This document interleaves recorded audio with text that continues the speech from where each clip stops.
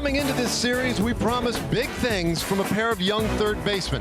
They haven't disappointed. Joey Gallo continues to impress with the glove and launched himself to the top of the AL home run list. Miguel Sano can hit a little too, and has flashed leather all over the diamond in this series. Tonight, they lock horns again in the series finale.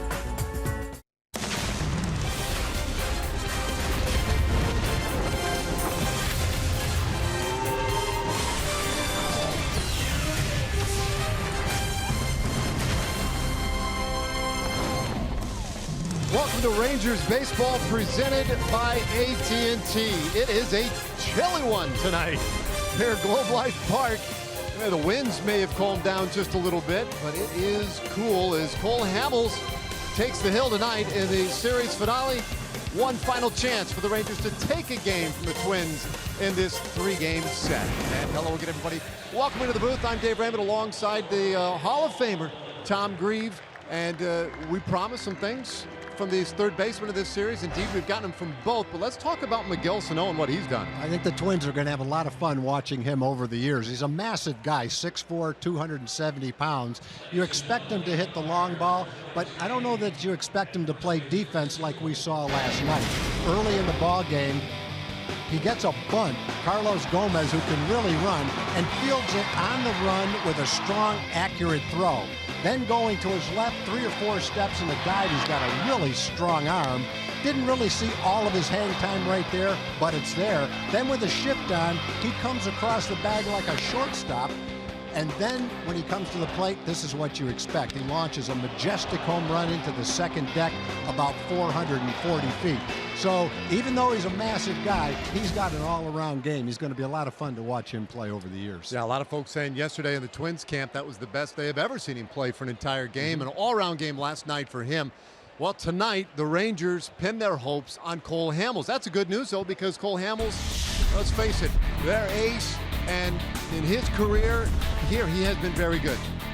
Notably, 10-2 at home, and they need him to be good tonight, just like he was his last time out. Well, he was really good in his last time out, Dave, and the Rangers needed that. The day before, they played 13 innings. The bullpen had thrown 7 innings, so they needed Cole to pitch deep into the ball game. After the first couple of hitters, he really settled down, had his best stuff, good command, got 11 ground ball outs in the ball game through 107 pitches, and that was really nice to see.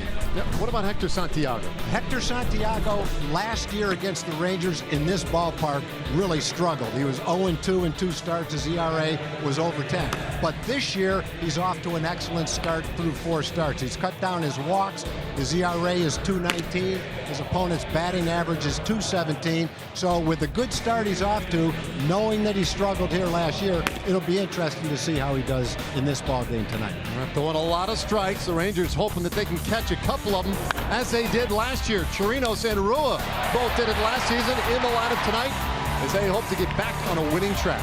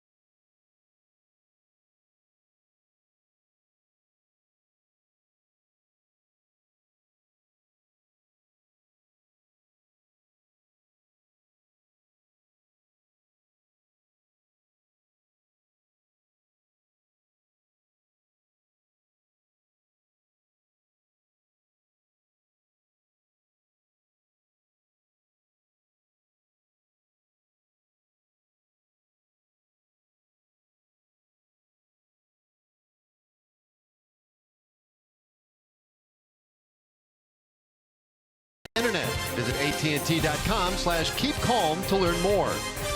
And by Southwest. Yes to low fares with nothing to hide. That's transparency. They can't get in here quick enough. Final game of this 3-game series, Rangers and the Twins.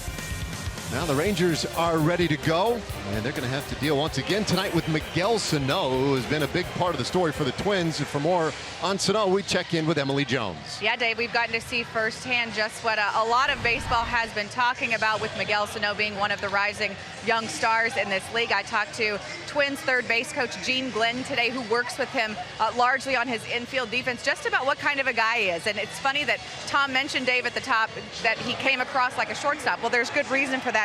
He used to play shortstop, and he still has that shortstop mentality, is what Glenn told me. He said he comes to the park every day to work on his defense, comes in early every day, treats it as kind of an early batting practice, takes it very seriously. He said he's got such a great arm, in fact, so great, he threw so hard early in his career, he had Tommy John surgery a couple of years ago.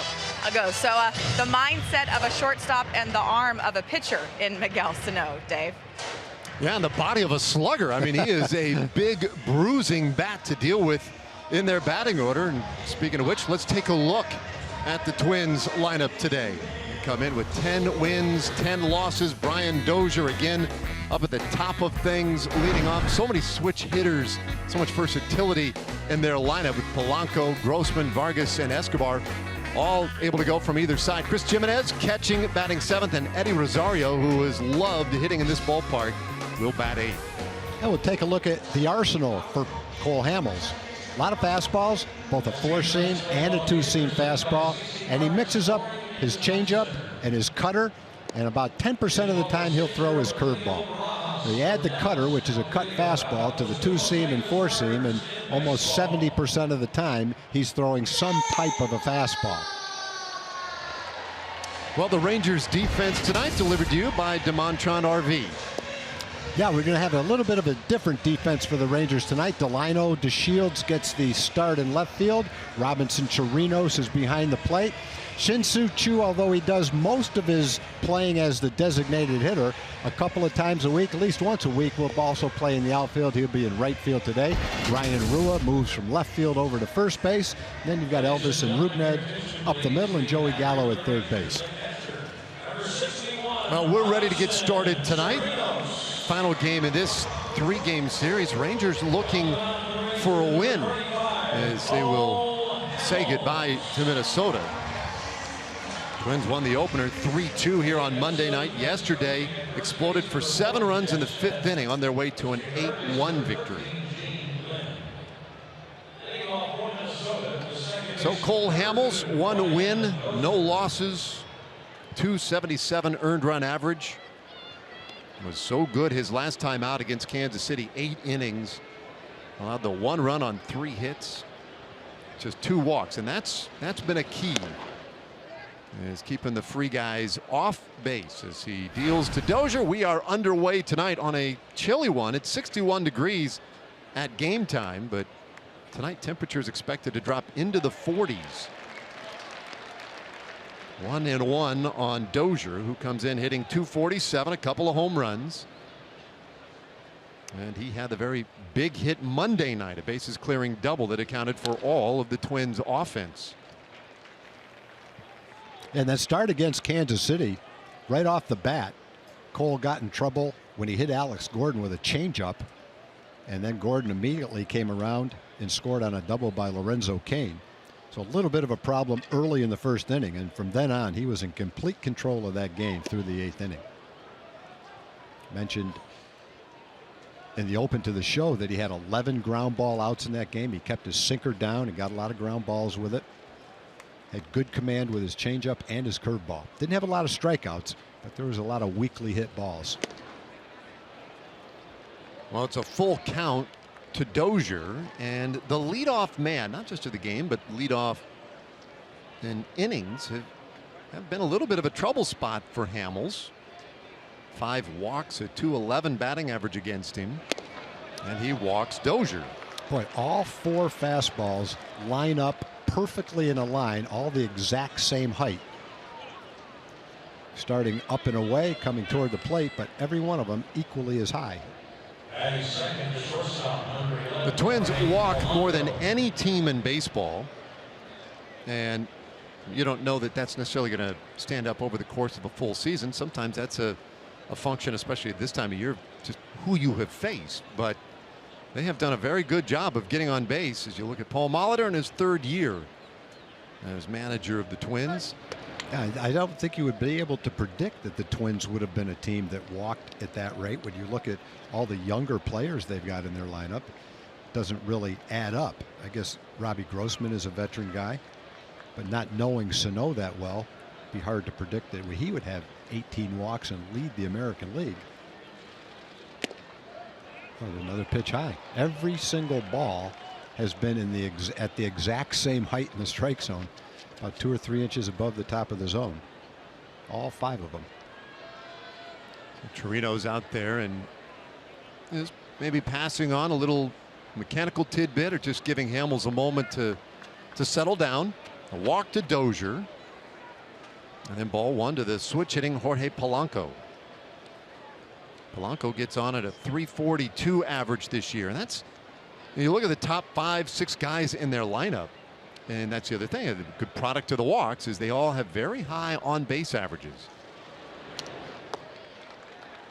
So they've set the table well for the hitters in their order. And though they haven't all gotten off to great starts, they have managed to produce enough runs to play 500 ball. They're 10-10. Yeah, and in that division, at least early in the season, 10-10 is looking pretty good. They're only a game and a half out of first place, so they're off to a good start. I think they feel pretty good about the young lineup they're developing. And the veteran guys that they've got in their rotation, a couple of them are off to a really good start. Hector Santiago, who's pitching tonight, has had 4 starts. His ERA is .219. So they're doing something. Obviously, Santana last night, he's off to the best start of any pitcher in baseball. His earned run average still under 1. They've done a really good job. Polanco waiting on the 1-2 pitch from Hamels, and it's outside. So 2-2, and you do have to, if you're Hamels, you do have to pay attention to Brian Dozier over there at first base. Dozier with very good speed. His 5 stolen bases, just 1 short of the league lead. Middle infield double play depth, and there's a 1-hopper second base. Odor with a quick flip. Andrus with the turn, and they get 2. 4-6-3, and the bases are now empty. A lot of the fastballs were high, but Cole featured his changeup in that at bat. It looked like Polanco tried to serve one, punch it out to second base, and hit him right into the double play. He was kind of fooled by the pitch and never really took a full swing at it. Kind of punched it on 1 hop for a perfect double play ball. That's a way to eliminate that walk.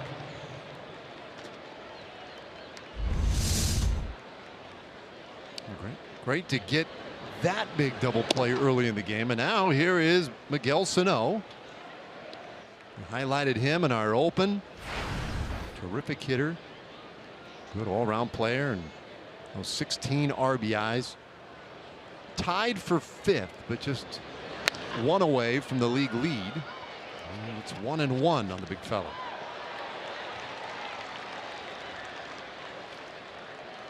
Yesterday he dazzled us with a lot of defense. There you see some of his offensive ranks in the top 5 in the league. And RBIs, runs, walks, extra base hits. And on the count, 1-2.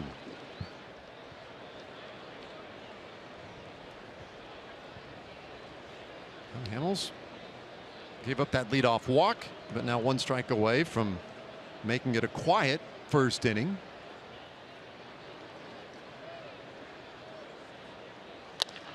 This one line just over short, a base hit for Sano. Went off the bat, and it's sometimes difficult from our vantage point. You could tell it was going right at Elvis. Just didn't know whether or not he'd be able to get up high enough for it.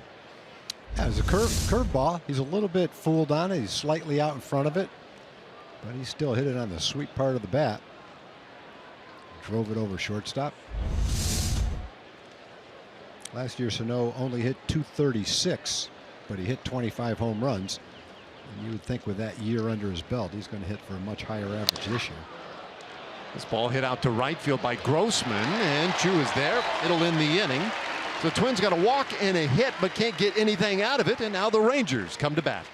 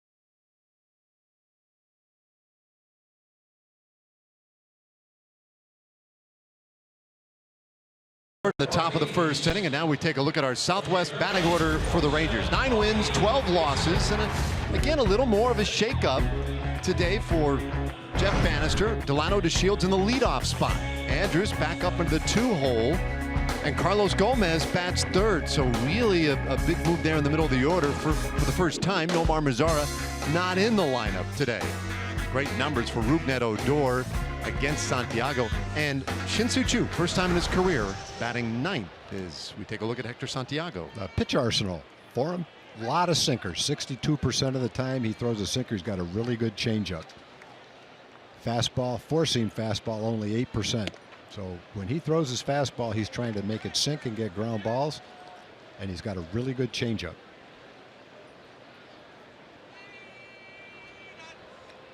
Another former Angel in this rotation for the Twins, and pumps one in there for a strike to DeShields.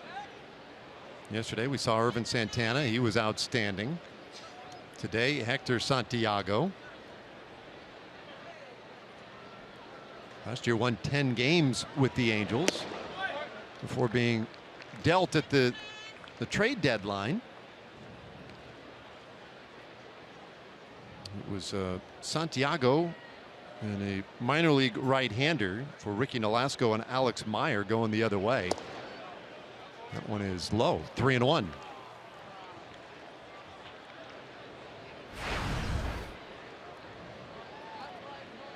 So DeShields in that leadoff spot.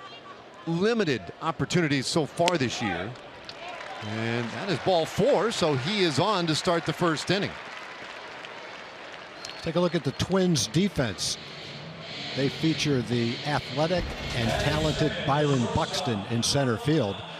And Dave, I think when you look at Sano and Vargas at third and first and add them together, no one else in baseball comes close to the massive size of these two guys, Sano and Vargas. And they both played really well against the Rangers offensively. And last night we saw Sano make all the plays defensively as well. So two giant guys, a lot of talent with these two kids, and you really like the bright future that they have. Be tight ends for the Vikings in the offseason as DeShields draws some attention straight away. Say one of the things that jumped out at me when looking at this lineup today is all the speed now at the top of the order. Boy, you really bunched it with DeShields and Andrus and then Gomez. Should they get on against Santiago, though he is a left-hander, Might think they'd be running, and there goes to Shields. The pitch is high, the throw is high. And Delano to Shields with his 3rd stolen base of the year. Well, they've studied Santiago, they've seen Santiago, they know his move, they know how long it takes him to deliver the ball. And at first opportunity, Delano was gone. Made it a little bit easier when Chris's throw was a little bit high, but he was going to steal that base anyway. So the Rangers immediately with a man in scoring position for Andrews. And it's 1-1.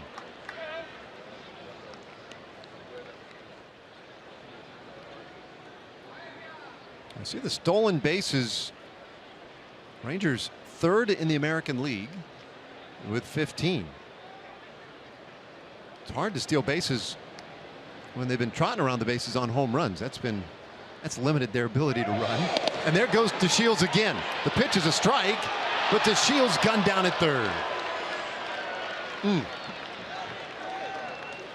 It didn't look like he had his best jump at second base. He was moving around a little bit. I don't know if he had his biggest lead and best jump. That was a pretty easy throw and an easy out for Chris Jimenez. Last night the Rangers had several guys thrown out on the bases. A couple of them tried to advance on balls in the dirt. An interesting view. I know, being aggressive on the bases, trying to steal both second and third, but he was gunned down. Andrews serves that one into center field, base hit. So there is speed back on the bases, but boy, now that failed stolen base effort really jumps up at you. And third, the center fielder, number 14, Carlos Gomez. Andrews aboard, and we'll bring up Carlos Gomez. Yeah, Carlos has been swinging the bat pretty well. 8 for his last 22, but just as important as how many hits and how many at-bats are the swings that he's taking in each at-bat. And he's taken a lot of good swings. Mentioned this last night that he's had several balls, great swings, good pitches to hit, and just gotten underneath them a little bit and hit 350-foot sky-high fly balls to the outfield. A lot of good swings. It's been pretty selective too. 3rd on the team with 9 walks. You can force an opposing pitcher to put one out over the plate for you with his power. Katie barred the door. 3 homers, 7 RBIs so far this year. And it's 2-0. Good numbers against his former team.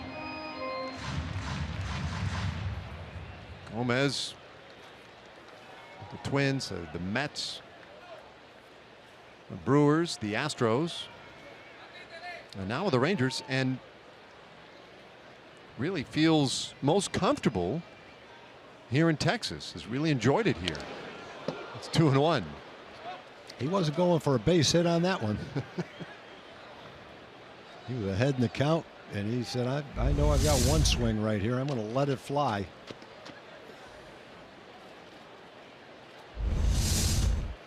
Oh, he's loose now. He's ready to go. Well, he's got Andrews out there at first. Santiago with a really long look in.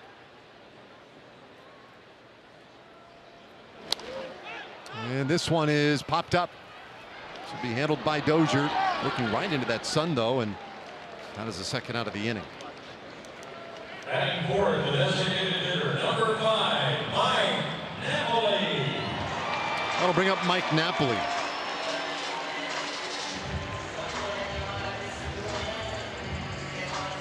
Napoli still looking for that breakthrough moment. Whatever it is, it will really get him going.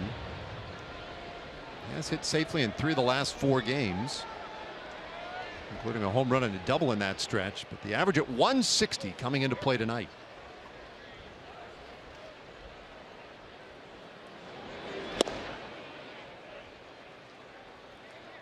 Santiago, we talked about his numbers a little bit earlier. 2-1 record And the 219 earned run average, and this now his 5th start of the year.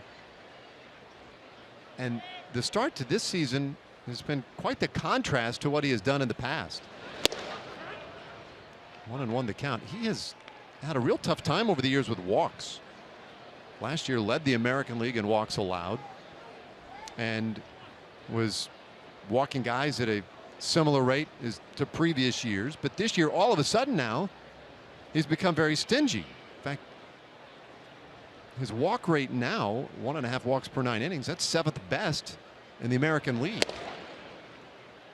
Yeah, I guess over the last couple of years, Dave, it hasn't been quite 4 walks per 9 innings, but close to it. So he's at least through 4 starts anyway, cut it more than in half. We'll see how it goes for the next 28 starts if he's healthy all season long, but so far so good in that department. 2-1 pitch. And that is ball 3. Saw right there, tried to go in on Napoli, and that is one of the things that has been observable about Santiago is he has really tried to come in on right-handers. In fact, he's come so far in that he's actually hit a handful of guys. Full count on Napoli. There's that good changeup and a perfect time to throw it. You've got a power hitter looking for a fastball, and you're able to command your changeup to where you're comfortable throwing it in that situation. And you get the swing and a miss.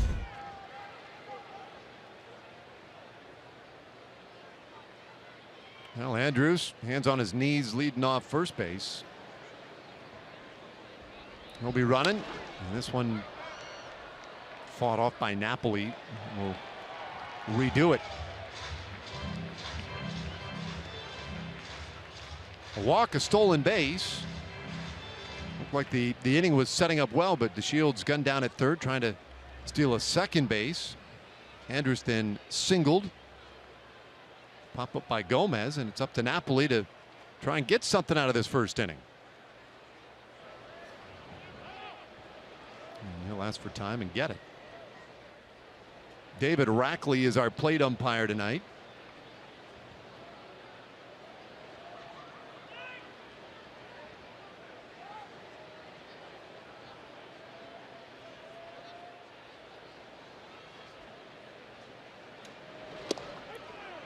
Oh, and a called third strike. Napoli down looking to end the bottom of the first. So a disappointing first inning for the Rangers. We'll go to the second, no score.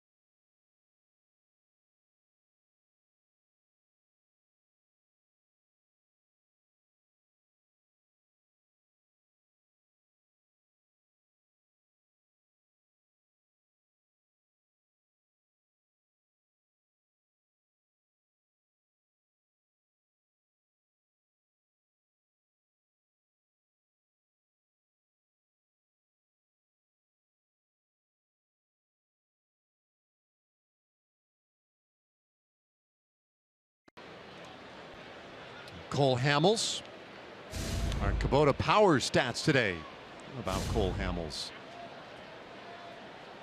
Yeah, great home record here.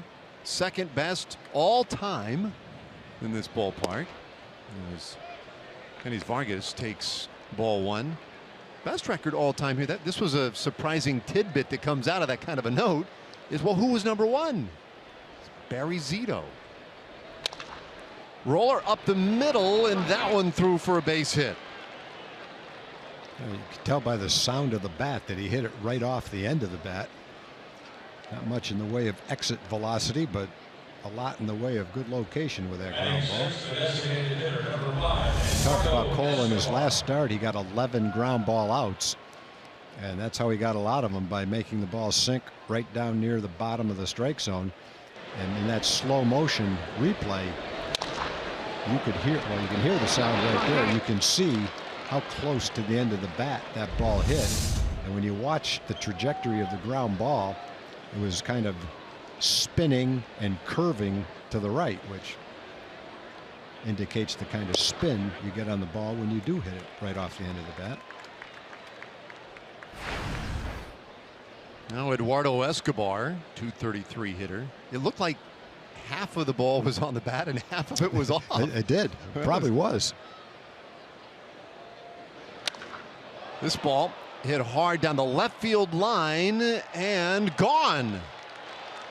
Wow. Eduardo Escobar with his second home run of the year, and he makes it a 2-0 Twins lead. I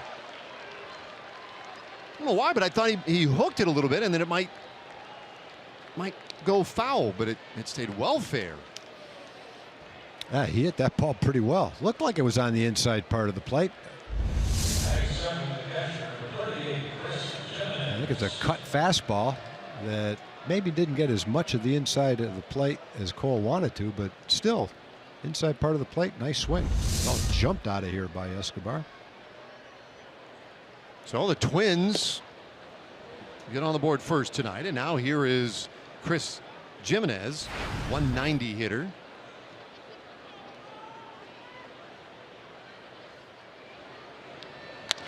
He'll hit this ball on the ground right to Elvis Andrus. Has to wait a while for it, but plenty of time to throw out Jimenez, and there is one away.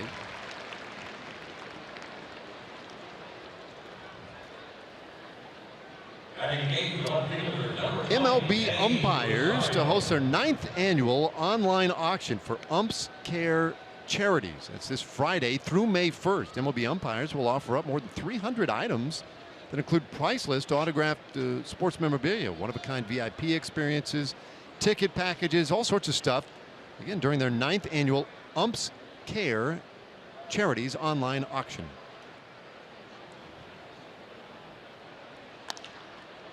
First pitch to Rosario, shanked away for a strike.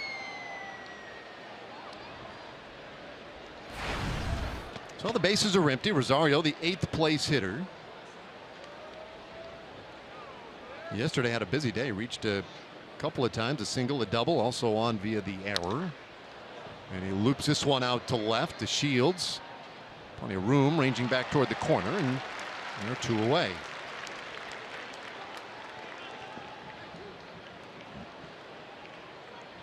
Well, Tom, I'd say one of the other interesting stories in this series has been Byron Buxton. Right? I mean, a guy came in a horrible scuffle, but he's been really involved in both of their wins so far. Well, he was a big part of the first win. He walked and scored one of the 3 runs on Dozier's double in that ball game. That was a big at-bat. And he has struggled if you just look at his statistics, but he's reached on 7 of his last 14 plate appearances. We talked about him last year. He started off, got sent to the minor leagues, got called back, got sent back again, really struggled twice. But then in September, when he got called up, he played very well. In 29 games, he hit .287, 9 home runs in those 29 games, knocked in some runs, scored, stole some bases, did a lot of great things in those 30 games. Had a pretty good spring training. And it's just April, so he's off to a slow start, but showing some signs. 4 for his last 11 of coming out of it. I don't think he's in jeopardy of being sent down. That was last year, and they're counting on him to get straightened out and continue his trajectory of becoming a really good player. 2-2 on Buxton. We were talking to him about yesterday. We were trying to figure out who the best center fielders are, mostly in the American League, since that's what we see all the time. You liked Kevin Pillar. I like Kevin Kiermaier. But at the same time, I think both of us felt that maybe in a year or two we'll be talking about Byron Buxton. Well, I think that possibility is a very real one as he lines out to Gomez. Inning is over, but Eduardo Escobar starts the scoring tonight with a 2-run homer.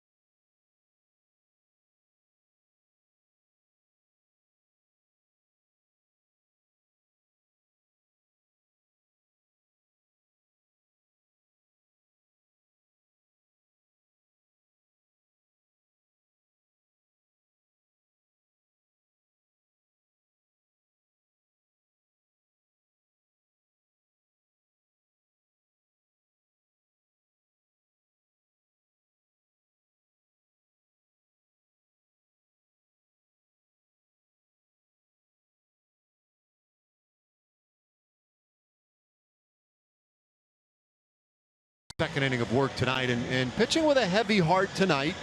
He will go on the bereavement list tomorrow. His grandmother, Nellie Rodriguez, yesterday passed away at 80 years of age back in New Jersey, and he will be headed back home tomorrow for her services and to spend time with family back home. Very close to his grandma, but did want to pitch today's game. And starts Odor off with strike one.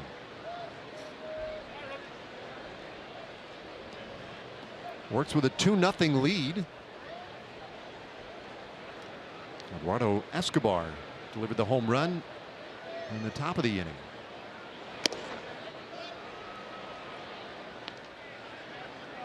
Well, Odor has the average now down at 183 with 3 home runs.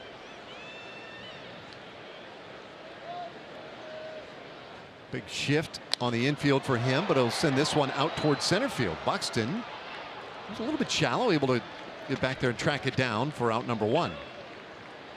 Batting 6, the first baseman, number 16, Ryan. Well, the Rangers will take on the Los Angeles Angels. That's this Friday. First 40,000 fans to the ballpark receive a rally towel courtesy of Big Green Egg and Tostitos. After the game ends, stick around and enjoy a fireworks show. Get your tickets at TexasRangers.com or by calling 972-RANGERS. That's the opening game of that series. Tomorrow, an off day.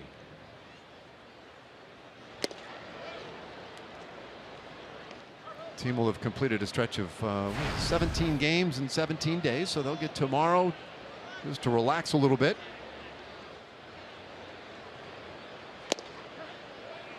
One and one to Ryan Rua. Started yesterday in left field. Today Rua starting at first base. All a part of the plan to get his bat in there on a daily basis now. 0-2. It remains on Rua.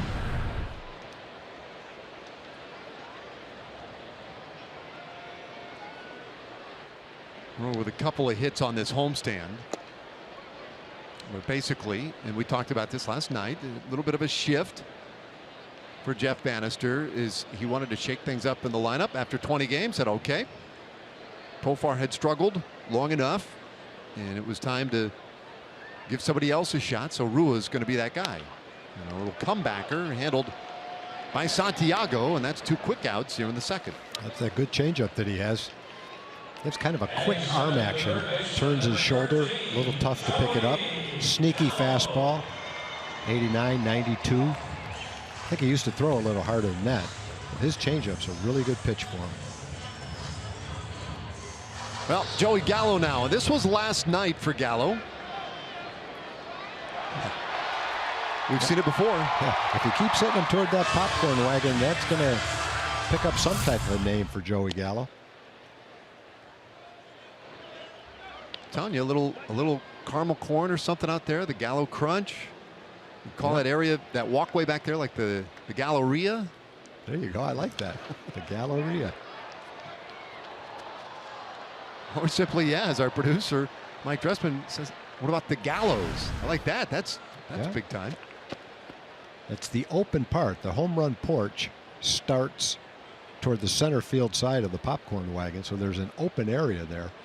And the good thing about that open area is you can tell exactly where the ball is going to land. When it hits in the upper deck, you kind of estimate where it might have gone. But for the most part, you can see it land right down the line because there's no upper deck there. Well, ball and 2 strikes on Joey. You saw the highlighted number a moment ago in his season stats. He's now the league leader with 7 home runs.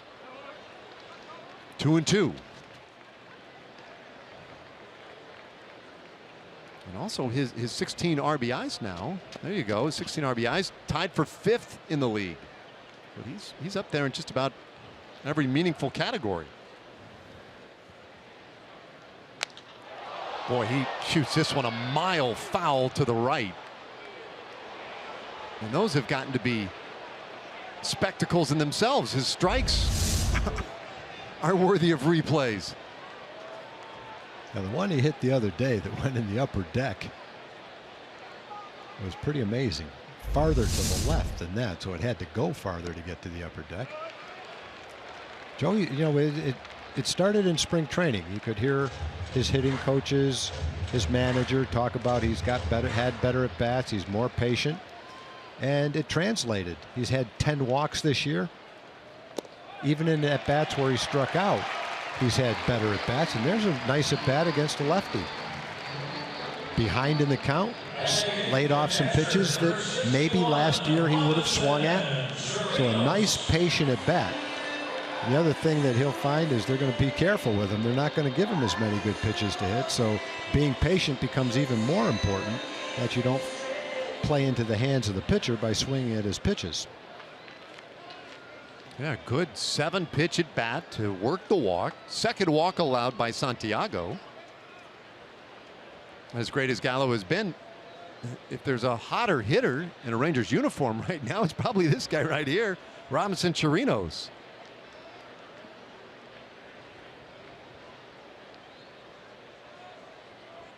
Joey continues to be patient and ups his walk totals over the years considerably.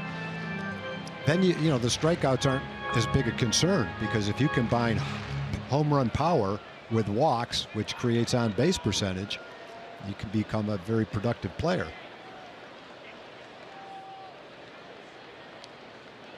Got a little lead over there, and he is still a threat to run too. You know, big guy, but he has 3 stolen bases in 3 attempts this year too. I think he can sneak up on people in that regard. But he's a good base runner, runs well.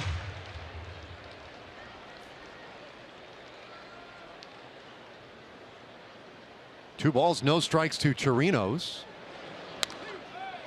And this one will end up in the seats. Chirinos has had some success against Hector Santiago. Let's go back to last year. And this was early. This was the very beginning in April. Yeah. You know where that one ends up.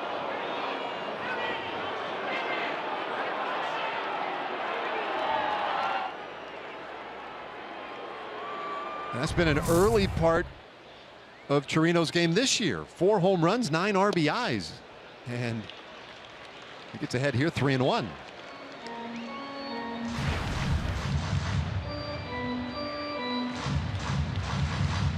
the impressive thing about those numbers right there is he's accumulated good power numbers and very few at bats. Just 7 games played so far.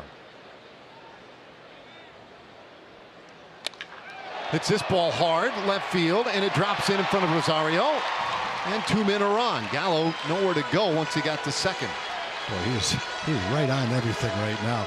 Even the ball he fouled off was a changeup that he was right on. And the only thing he didn't do on that ball is get it up in the air a little bit. You get a good look at solid contact. That ball hit right in the middle of the barrel of the bat. Pretty much been his swing and his contact in most of his at bats. He's had 19 at bats now. He's had 4 home runs and 9 runs batted in. He's hitting over 400.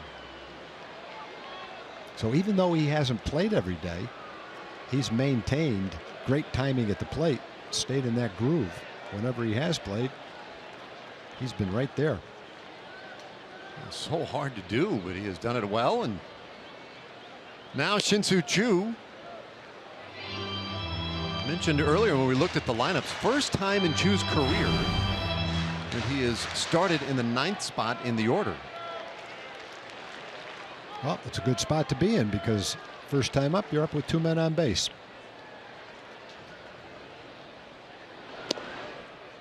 And it's 1-1. Not so much anymore.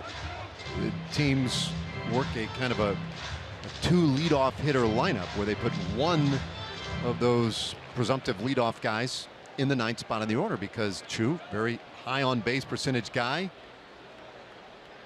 can kind of stack runners out there in front of the heart of the order when he comes up 9th ahead of DeShields. So it's just a way for teams to get a little bit of the power up earlier, and then for the remainder of the game have several table setters ahead of them, as we find the situation right here. Gallo at second and Chirinos at first.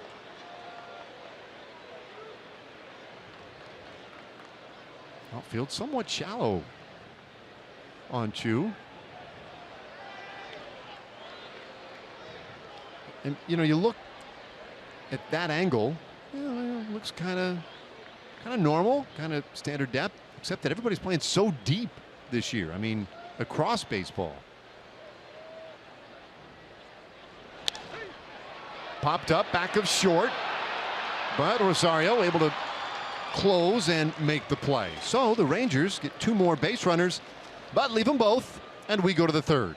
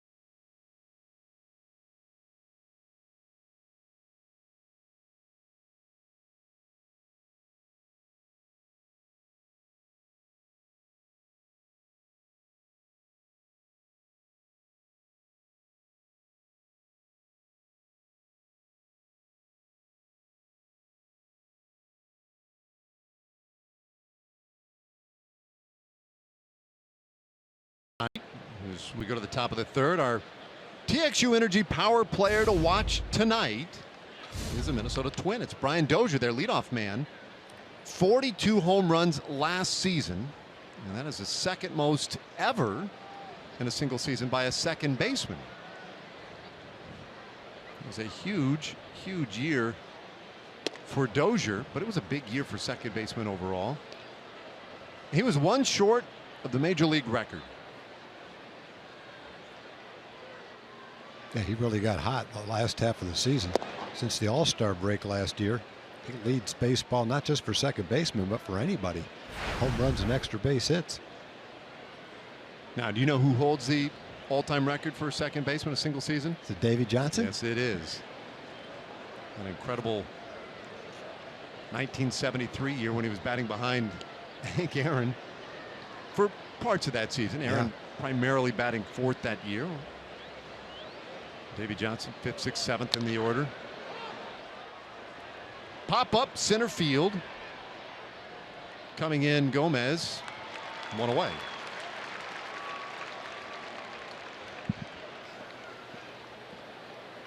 And we talk about second baseman all across baseball last year. Yeah, right there in the mix.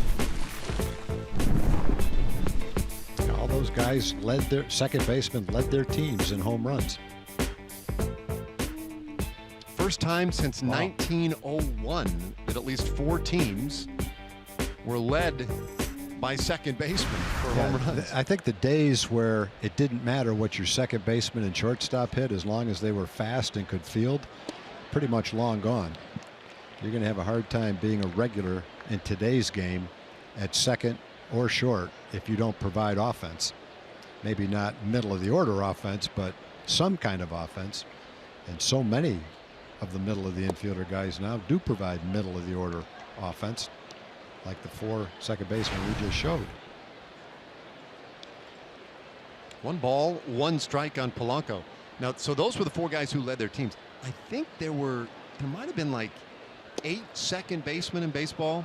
And I should have looked this up before the game today. I think there were 8 who had, I believe, 30 home runs. Wow. I mean, that too has got to be a record. 2-1 from Hamels, and that ball hit well to center field. Gomez able to get back there though.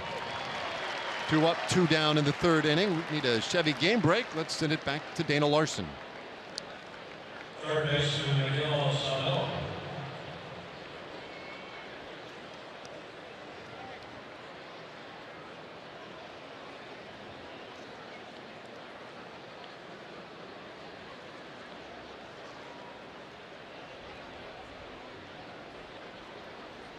Okay, yeah, thanks, Dana.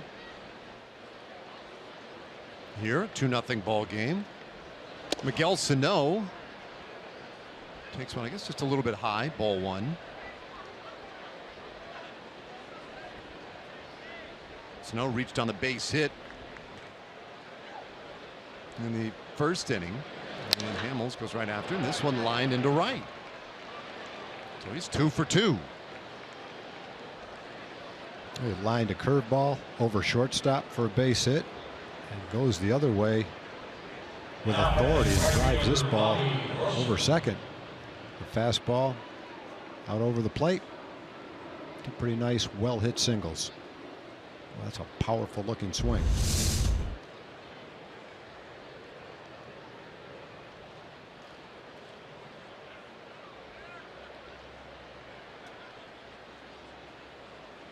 Yeah, Sano is on now. Robbie Grossman. That one had some run to it. Grossman right out to right field in the 1st. He's 0 for 1. 288 average, but an on-base percentage 448. He's 2nd in the league with 12 walks. Bouncer right back to Hamels, and he'll have plenty of time to make the play, get Grossman, and in the inning, the Twins leave a man. We've played 2.5 tonight. It's 2-0 Minnesota.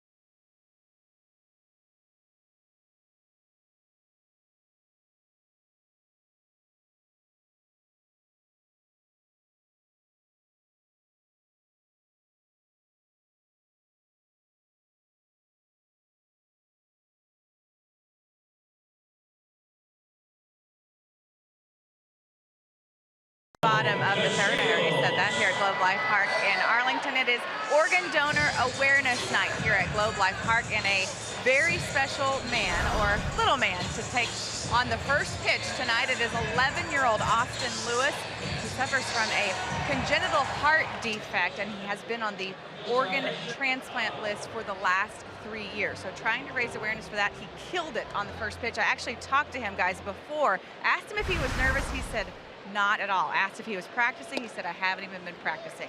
Obviously, he did not need it. Yeah, that was great. He was good entertainment, man. Wound up and threw one toward second. They got him situated, and he fired the next one to home. So he had shot at second base and home plate. He was working on that inside move. He's got it.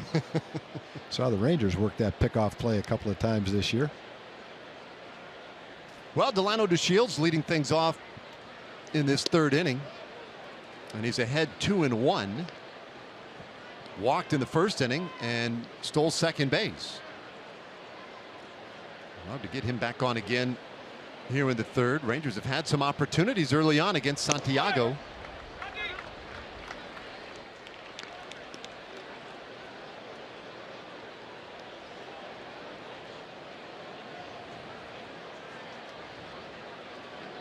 Delino, of course, had such the great spring training, and a lot of it was leading off, and he lines this one left field. That's a base hit. He's thinking two out of the box, but will be stopped with the single. Yeah, Rosario moves around pretty well in left field. He knew the speed of Delino, and he got to the line as quickly as he could. And showed his arm strength and accuracy with a great throw to second. Good start to this game for Delino. Had a walk in the first inning and ripped a single to left field. Looked like it might be a double off the bat, but you watch Rosario get to the ball and fire a one-hop strike to second. He hit it hard enough to be a double. So he's on. And Andrews moves this one into short center field or left field. Rosario is the man who makes the play. One of those solidly hit fly balls that you just get underneath a little bit. Elvis hasn't had an extra base hit in 11 games coming into this game. Almost had one right there if he connected a little bit more solidly.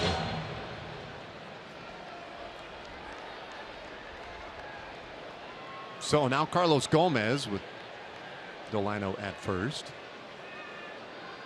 Hey, to clean up that that point I was making last half inning. Second baseman? When I started, I got a little loose there. I got a little excited about the second baseman home run thing. I'm glad you're getting it, because I think there's a few people at home that have probably checked you out on that one. So how close were you? Pretty close, right? So I guess there were like 8 guys with 30. Well, there were 7 guys at 25 or more, and the 8th guy would have been Jose Altuve, had 24. Well, yeah, that's close enough for me. I wouldn't even count that as wrong. You and I live in the same world. You come that close, that doesn't even need to be corrected. Well, you know, the point very simply was that there were a lot of second basemen who had, you know, unusual power numbers last year. Brian Dozier and Rougned Odor, chief among them. Gomez popped up in the first.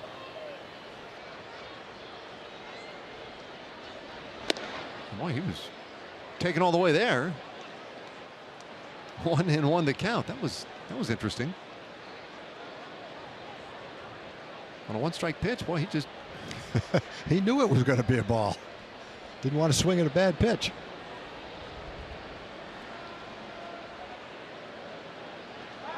And Santiago will check in with Delino. Delino, who stole second base in the first and then was thrown out trying to take third.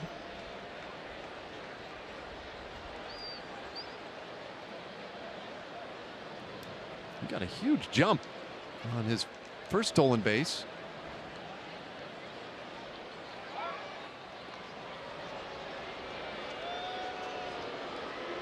They'll keep working on him.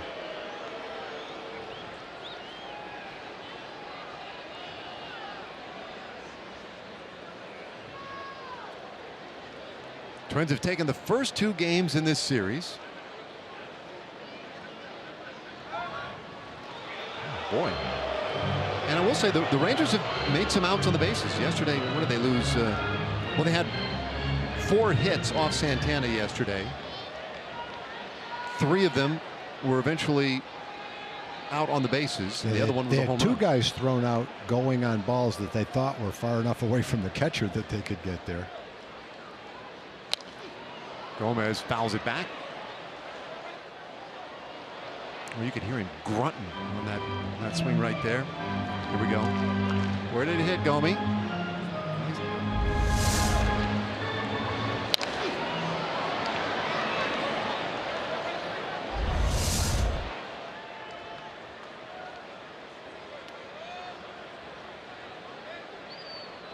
Shields gave a little bluff on that last pitch, but wasn't going anyplace. Not running this time. 2-2 the count.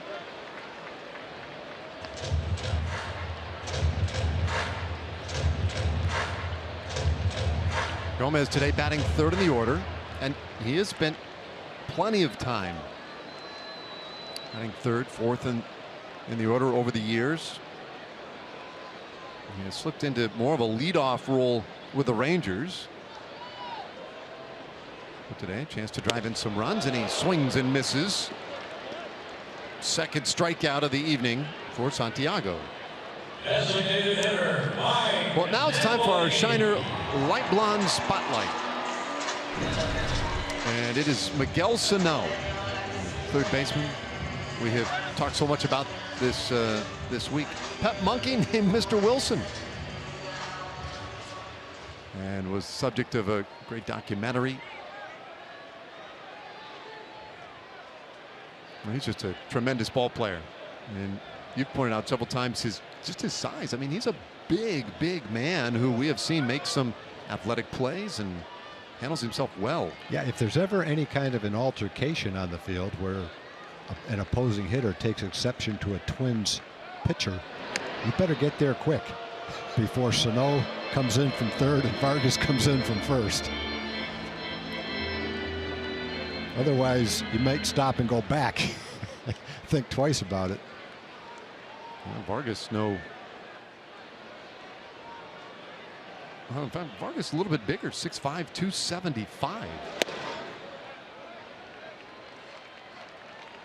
Yeah, that's a big dude. Yeah, and they're both well proportioned too. It's not like they're fat or out of shape. These are just big, strong guys. Sano 6'4", 262. Napoli takes a strike, and it's 1-1. Boy, that one, he'll argue that one a little bit.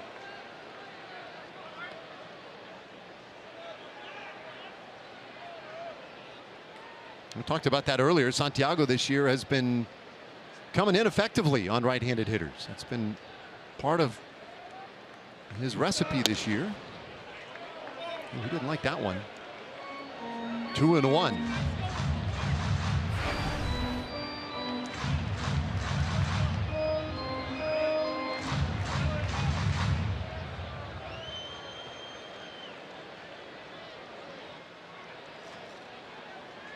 Well, Rangers had a couple of base runners in the first. They had a couple more in the second. Shields with a leadoff single this inning. 2-2 the count on Napoli.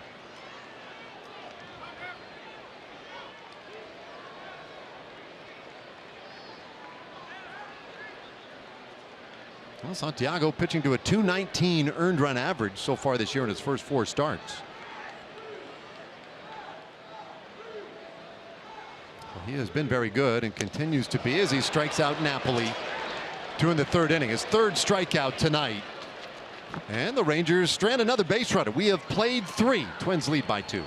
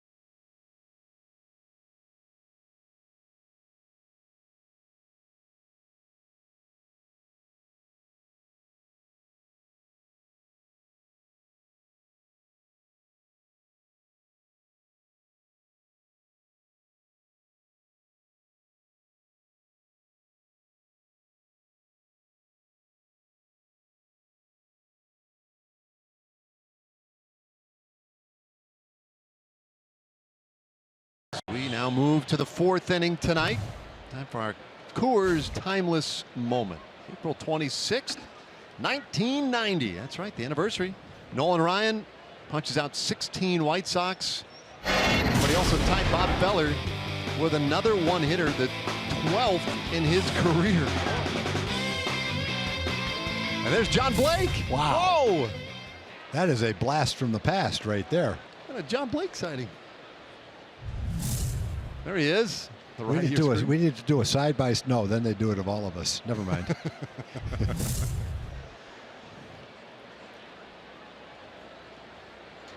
Hamels now going after Kenny Vargas.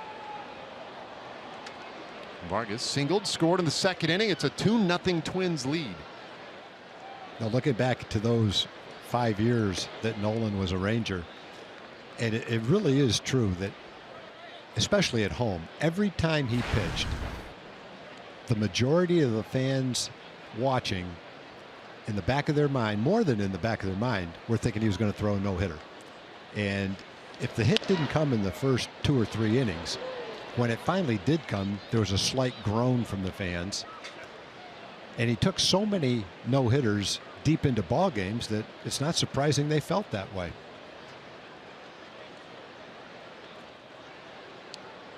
Yeah, I think the hit that night, as I recall, I looked it up earlier today, the 2-2 pitch, bouncer to the right side, and Ryan Rua is right there, gives it to Hamels, and that's the first out of the inning. The only hit in that game, I think, was Ron Kittle, and it was like a single in the 2nd inning. Yeah. But he struck. Here's the thing: Nolan struck out 16 that day. He walked 127 pitches. How do you do 127 pitches? Yeah. Like, sometimes we see guys needing that to get through 6.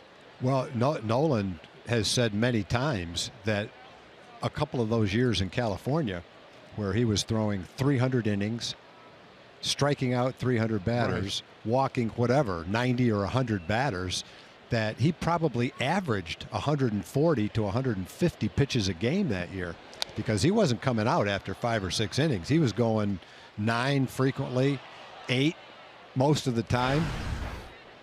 And they didn't even keep track of pitch counts back then. He was just amazing in that regard. But yeah, 127 pitches for him, that was a piece of cake. Oh, yeah. But it was a piece of cake not only when he was 25 or 30, it was a piece of cake when he was 40, because that's how old he was when he was throwing those games for us. But that was an exciting time when he was a Ranger. I think the Rangers had become a solid franchise before he got here.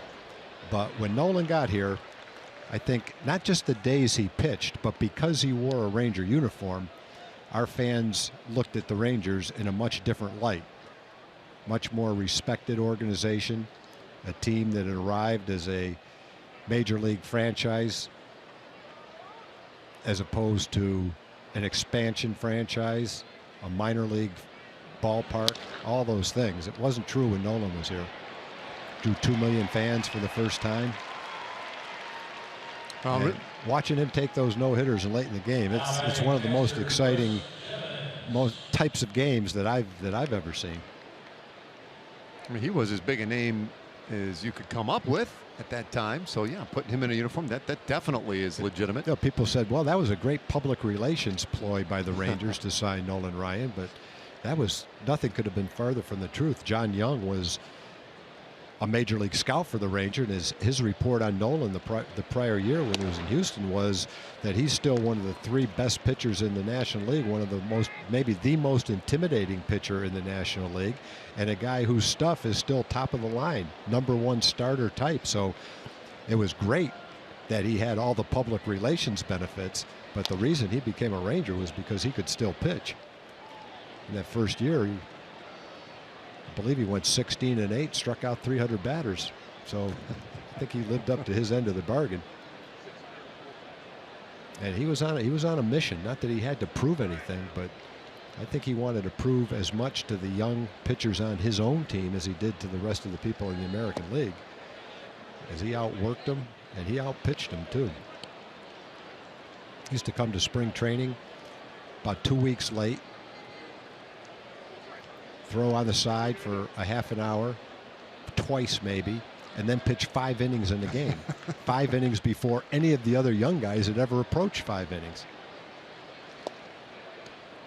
2 balls, 2 strikes on Chris Jimenez. 2 away here in the 4th. And one of the things that Nolan will say he benefited from was Tom House, who was the Ranger pitching coach at the time. They spent all 5 years together.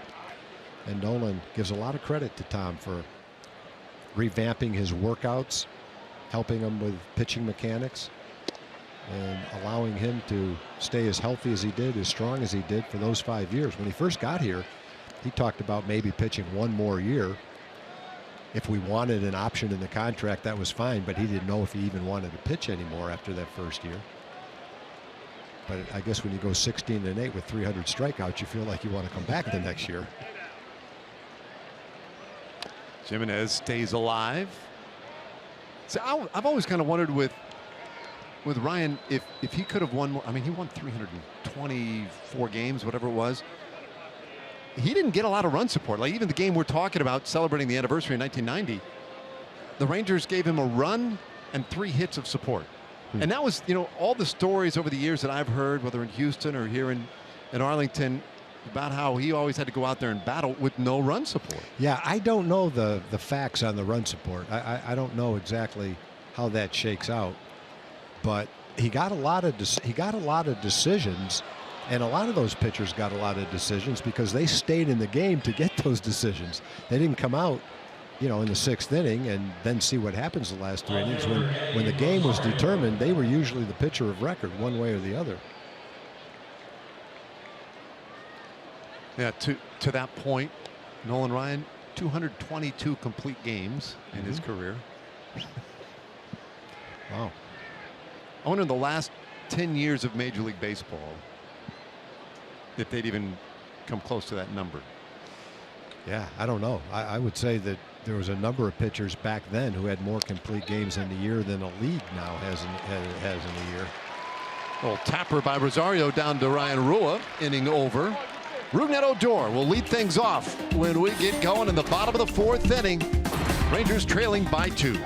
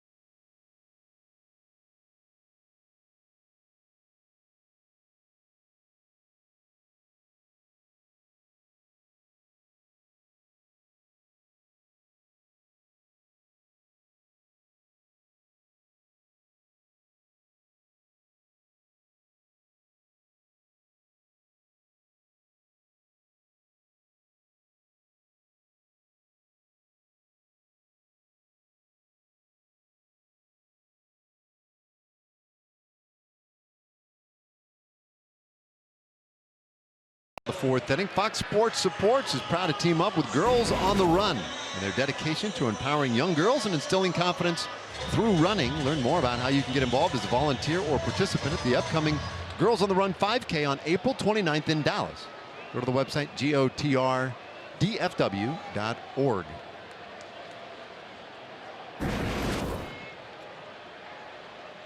Okay, last of the 4th. Odor, Rua, and Gallo against Hector Santiago. And that ball smashed between 1st and 2nd. A base hit for Odor. Going to jump on that off-speed pitch. I think he hit the ball pretty well his first time up, too. He lined out to center field.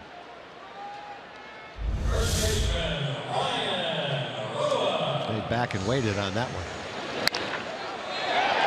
Changing. Something off speed.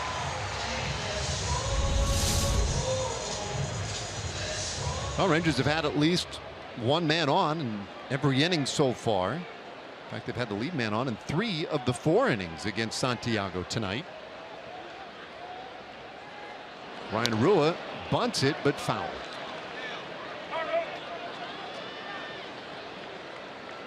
Last 3 years, Santiago's gotten off to a good start all 3 years. One of their notes, a sub-3 ERA after 4 starts for the 3rd straight year. This year, it's way under 3. 219 hasn't given up a run today. It might be under 2 by now. Well, he was an all-star in 2015, and I mentioned it last year at the trade deadline when he was dealt from the Angels to the Twins. He was 10-4. He was having a great year. Rua in a hole here, 0-2. Rua bounced back to the mound in the 2nd inning, so he's 0 for 1.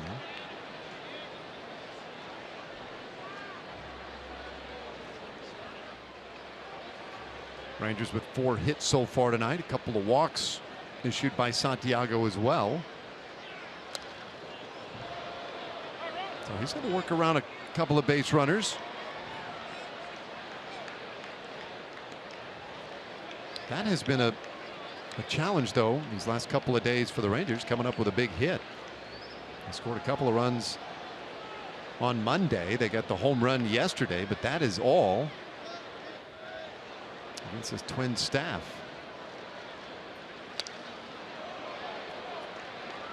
Ooh, doing good battle, though. Keeps it 0-2. Yesterday was an interesting one, too, Tom, because the Rangers had 0 at-bats with a runner in scoring position. 0. Boy, I didn't even realize that watching the game. Yeah, it doesn't happen very often. They scored the run on the homer. Now, going back this year, other times it happened. The last time it happened was also on this homestand. Rua cut down for the first out of the inning. But that was a game in which the Royals had 0 at-bats with runners in scoring position. All right, 1 out, man at first. Gallo coming up, and we check in with Emily Jones. Yes, progressive fan of the game time. It is Cassidy Pate and her dad, Ernie. It is father-daughter night at the ballpark. And Cassidy, what are you doing here? I am keeping score. She is keeping score. That is definitely cause for fan of the game. Cassidy, here you go. And as a daddy's girl myself, you can't go wrong with a father-daughter date at the ballpark, guys. No, that is awesome. Anyone keeping score at the ball game is a fan of the game. Bouncer, foul. I love to look at people's scorecards. It really is a case that I don't think any 2 people keep a scorebook the same way. Everybody has a different way of doing it. In fact, it gets to where sometimes you look at people's scorebooks and you can't even read them until you really study to see how they're doing it. Well, looks like she keeps a pretty nice one. And I think she has, is that an Emily Jones autograph on there too? Boy, special night at the ballpark. Man. Yeah, look, right there. Lower right-hand corner. It's got the backward K's in there. That's big league. Nice job, Cassie.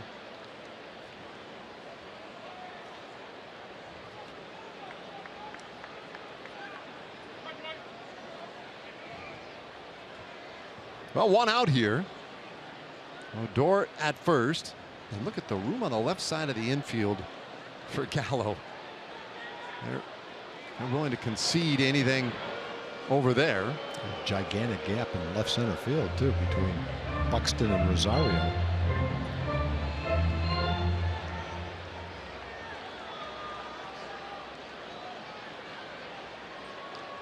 Now, late in a ball game, you might not see quite the dramatics. I don't know. Maybe you would. Yeah, you know, you might. I think they late in the ball game, a 2-run game. They wouldn't be worried about Rugi at first. They'd be wanting to do whatever they could to make sure Gallo can't hit a double over someone's head. So they might employ the same type of a shift. Just wonder when you get to the point or what the situation might be where you would ask a guy to just go ahead and take it. You know, just push that bunt over there. And I think if you're you're down by several runs late in the ball game, leading off an inning, you need a base runner. Your home run can't make a difference in the outcome of the game. That would be a good opportunity to do it. You know, whether you drive a ball in the gap, get an extra base hit when you're down by 3 runs leading off an inning really doesn't make much difference because the guys behind you are going to have to score anyway and push you around the bases. That ball rifled into the seats. So in a game where you would be up with a man on first base in a 2-run game, you wouldn't want to bunt right here. You want to take a shot at it. But leading off an inning, trying to get a base runner, a simple way to get yourself a base hit and serve a solid purpose to try to get a rally going. Well, one swing here could tie it.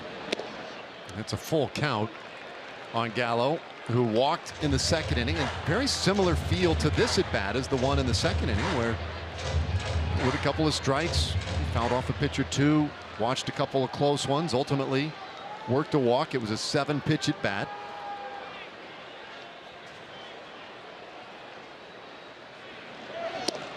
Runner going, and that's ball 4. So Gallo draws a second walk. You're trying to get him to chase. He's making the ball be in the strike zone.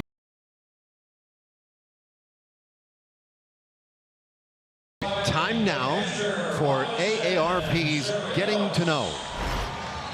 Robinson Chirinos last 6 at bats. That includes tonight and portions of the last 2 games. Pretty good, 4 for 6 with 3 bombs. I think you'd also have to say, Dave, that down by 2 runs, there's no one else on the team you'd rather see up right now than Robinson Chirinos. He's swinging the bat better than anybody right now, and it's not even close. It's a good swing almost every time. See if he can keep it up right here. Had a rope the first time up for a base hit. Yeah, single to left in the second inning, but it was squared up as well as any ball we've seen tonight.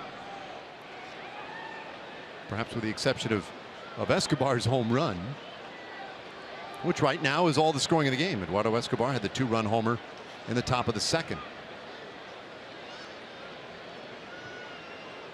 Santiago's labored a little bit. 1 out here in the 4th inning, and he's approaching 75 pitches.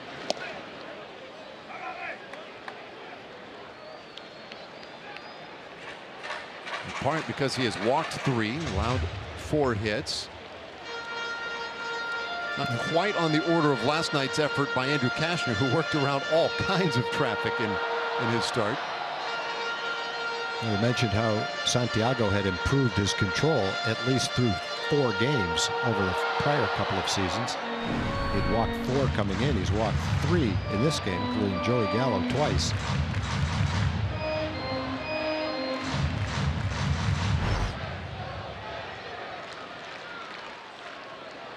Well, he's stranded 4 runners so far, but the Rangers have a couple on here.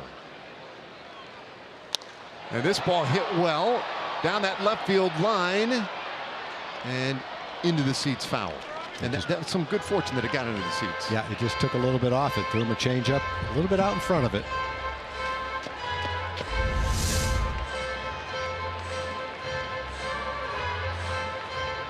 Just Robinson's thinking now, hook. Sometimes you're hoping stay fair, but that one didn't have the home run distance. No, and Rosario was close enough over there to the foul line that he could have easily made a play.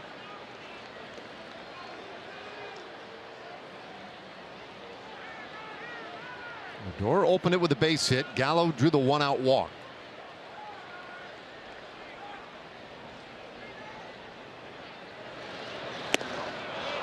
Santiago gets a big strikeout, taking care of Chirinos, and there are 2 away. A couple of off-speed pitches, and then his best fastball, 93. Hey, don't miss the Toadies in a post-game concert Saturday, April 29th. Stick around after the Rangers-Angels matchup, the 6:15 game. And check out the show presented by Budweiser. Go to texasrangers.com/concerts for game tickets and then information on how you can see the Toadies concert from the field.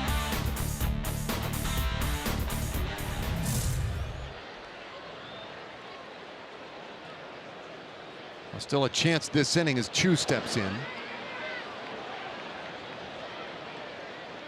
Jimenez keeps that one close enough. Everybody holds their base.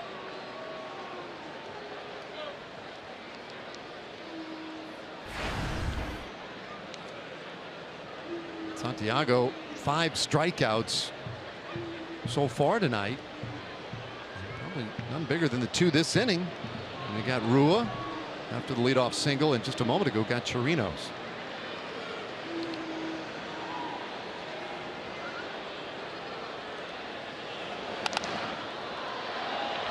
One and one on Chu.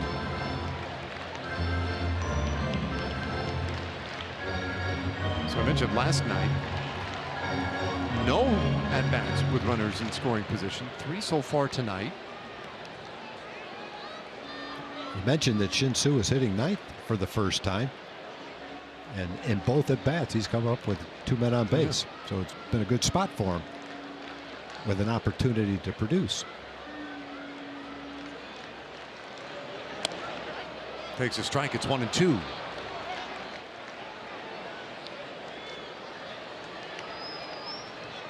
Well, this offense, this Rangers offense, has had its troubles scoring runs when you work in something other than a homer. They've scored a lot of runs on home runs, but coming up with hits in these spots has been tough. Chu swings and misses. Santiago strikes out the side in the 4th, and he strands 2 more Rangers base runners. We go to the 5th. Happy birthday, Ranger fans, celebrating birthdays and anniversaries in Globe Life Park.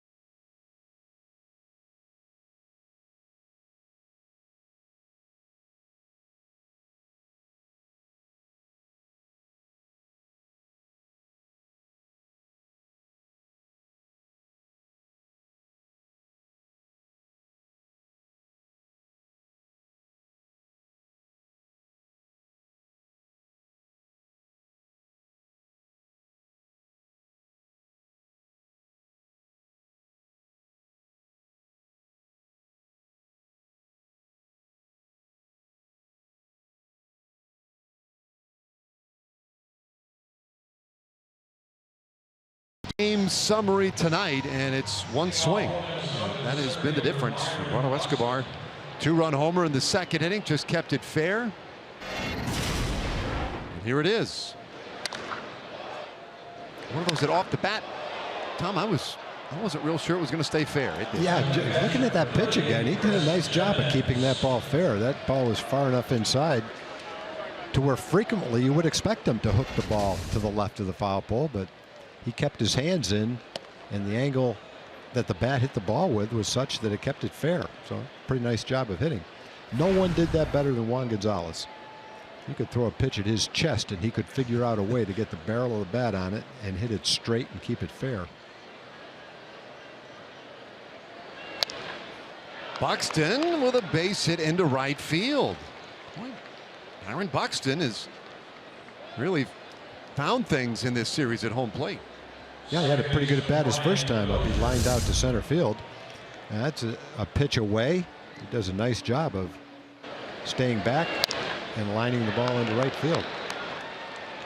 They've got the leadoff hitter on with exceptional speed. Yeah, Buxton with 2 stolen bases this year, but that means nothing. That's a function of not getting on base very often. When he's on, you better be ready.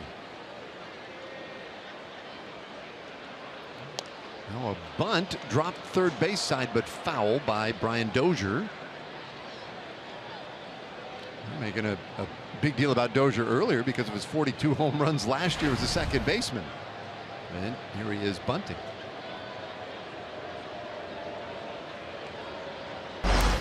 Today 0 for 1. He walked in the first inning. But not a bad idea. And the way runs have scored in this series, every single tally a valuable one.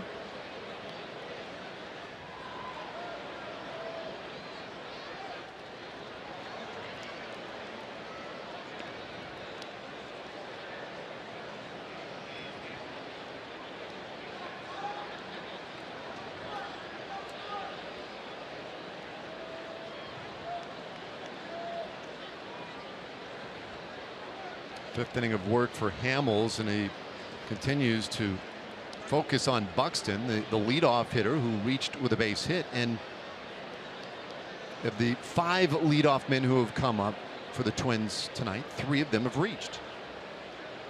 Vargas scored in the second inning on the home run. Buxton with his good lead. It's 1-1 to Dozier.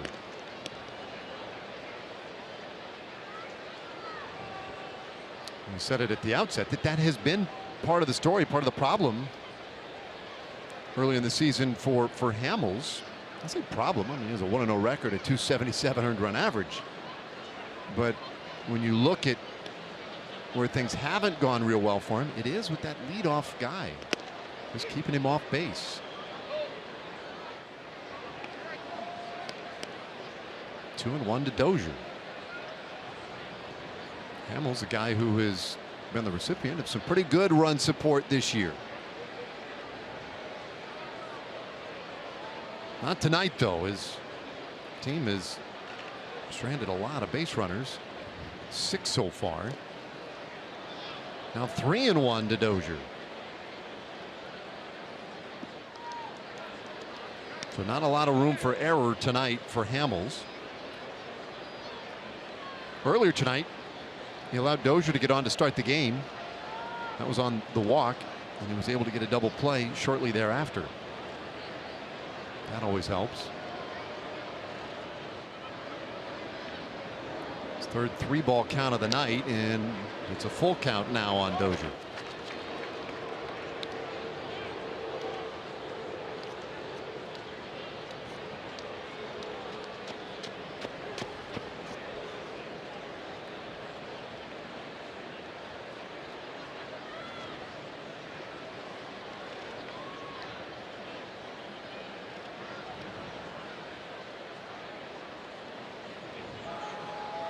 Buxton going, a late start, and the ball hit on the ground to second. Only play for Odor is to take care of Dozier. And so 1 away, but Buxton out there at second. Now every weekday morning, Skip Bayless and Shannon Sharp go head to head on the day's hottest sport topics. Undisputed with Skip and Shannon, weekdays from 8:30 a.m. to 11 a.m. Central, only on FS1.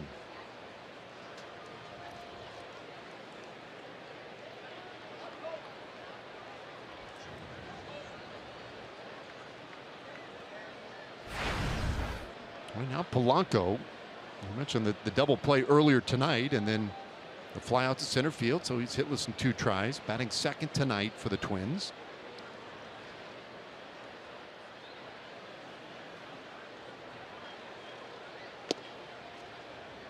And he takes a ball. Corners are in. Or that Polanco may try to advance Buxton on a bunt.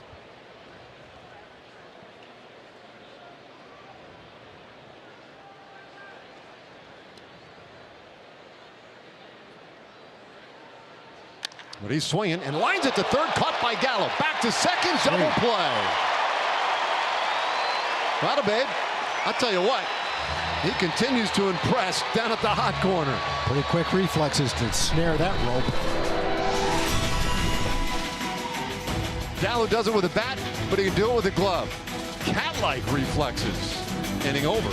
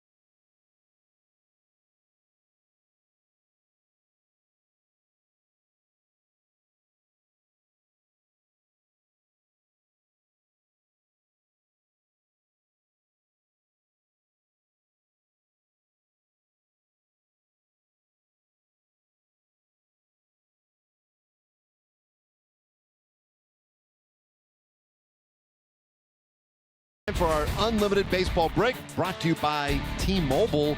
Now the news yesterday, Derek Jeter, Jeb Bush. Now the leading group, apparently very close to buying the Miami Marlins, and man, a good chunk of change, a bit of $1.3 billion. As Delano DeShields will lead off the 5th inning. Delano's had a couple of good at-bats. He has walked, singled, and it's 1-1.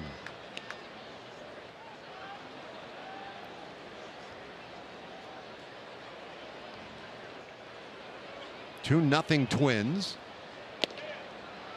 And it's ball 2 from Santiago, who, by the way, is really beginning to put up some big numbers with regard to pitch count. Over 80 now, and hasn't recorded an out yet in this 5th inning. It's 3-1. We saw the note there too. Felix Hernandez placed on the 10-day disabled list by the Mariners. He's been experiencing a dead arm, but I think they called it officially shoulder inflammation. So he'll be shelved for a stretch. Full count now on to Shields.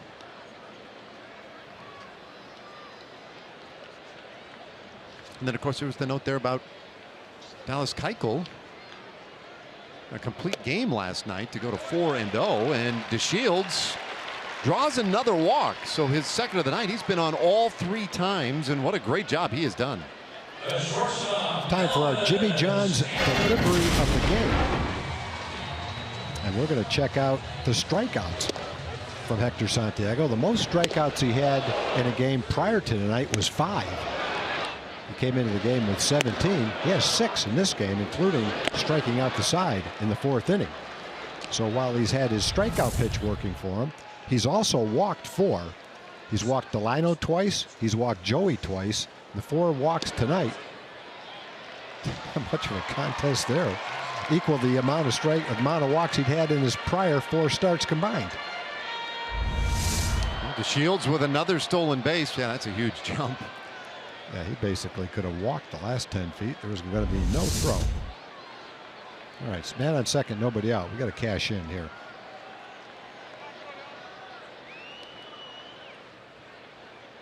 Four steals on the year now for Delano, and now the count 0-2 on Andrews.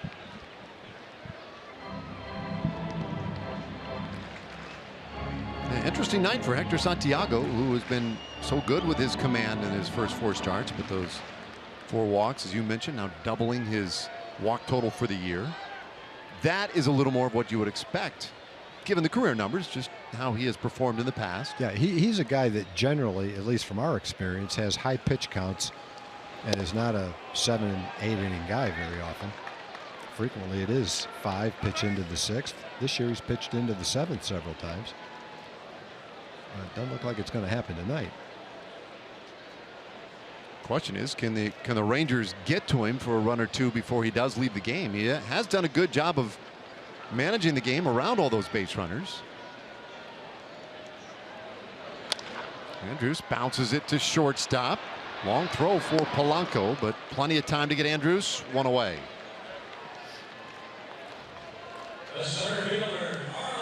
Nowhere for Delano to go. The ball hit in front of him on the left side of the infield, so he stays at second. For the 3rd time tonight, Carlos Gomez steps in with a runner on base out there.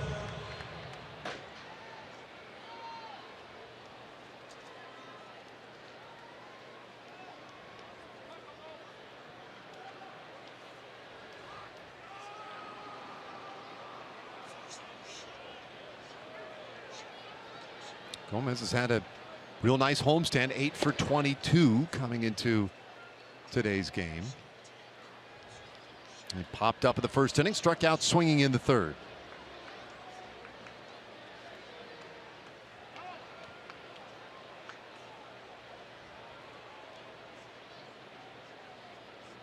And nothing doing out there at second.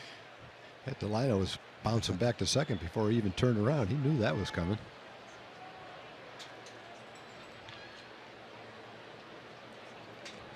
Well, he did try to steal 3rd earlier today. 2 balls, no strikes on Gomez. Well, you keep him occupied thought-wise. Maybe I'm going, maybe I'm not. Maybe you take away a little of the concentration to throw a strike to Carlos Gomez right here. In any event, it's 2-0. See if he goes with a changeup right here. He generally likes to do that. He has a good changeup, fastball count, 2-run game. Guy with home run power might not want to give him a fastball right here. This one shot out to right field. Grossman coming on. He'll take it on a hop. Threw him a fastball. Shields had to get a read on that, make sure that Grossman wasn't going to catch it, so he was unable to score. Now they're on the corners. Yeah, Delano off the bat saw a single all the way, and then right in here it's, well, I'm not sure. Maybe it's going to be caught, so he had to hold up. Was unable to continue to round third base and score.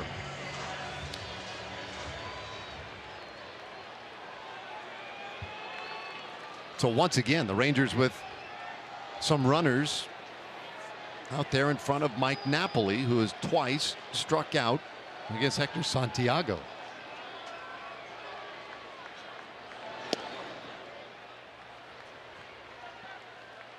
Does have a home run against Santiago in his career, and you can see activity out of that bullpen.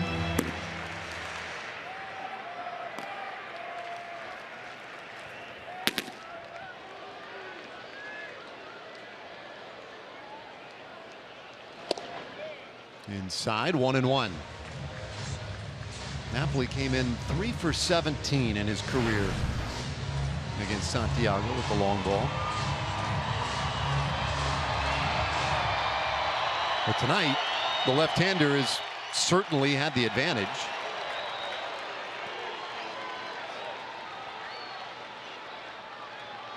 Runner goes from first. Napoli swings and launches this one down the left field line. It is foul. Easy, easy, big guy. There's some frustration. Easy. Just a baseball.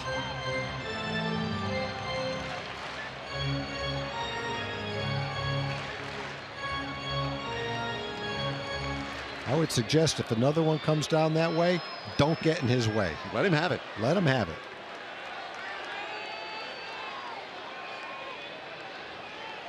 One, two.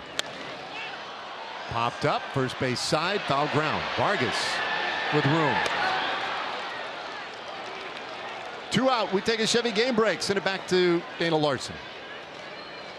Now batting the second baseman,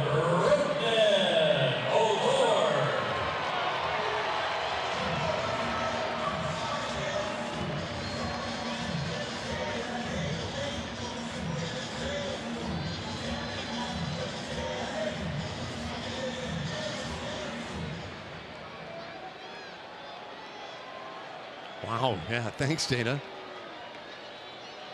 Here a 2-0 game. Santiago, he is coming right up toward the end of his evening, but trying once again to wiggle off the hook here.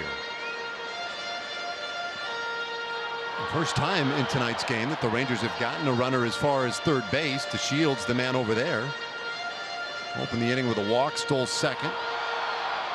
And he moved up on the base hit by Carlos Gomez, who is over at first.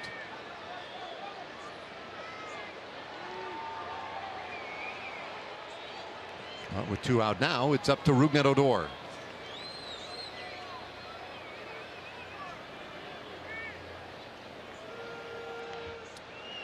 We've seen Jeff Bannister give a handful of guys their first days off on this homestand. Not Odor, and today partly because he has ridiculous numbers against Santiago. 11 for 26 against him with a home run. And he's had 2 good at bats today. He lined out to center field his first time up, hit it solidly, and the base hit he had in the 4th to right field was hit really well.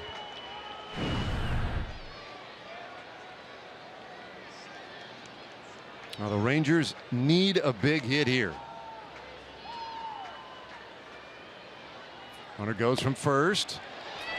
Fake by Jimenez. And so Gomez with a steal of second. And now a base hit to the outfield should get 2 home. Hey, you don't want to waste a man on second base, nobody out, and first and third and one out. Now it's second and third and two outs. Jimenez had no intention to throw to second.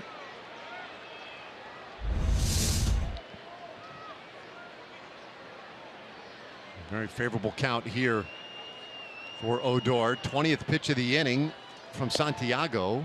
Well, he finds a high strike. It's 2-1.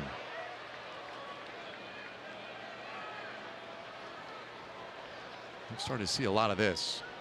Pitching guys like Odor and Mazara up in the zone.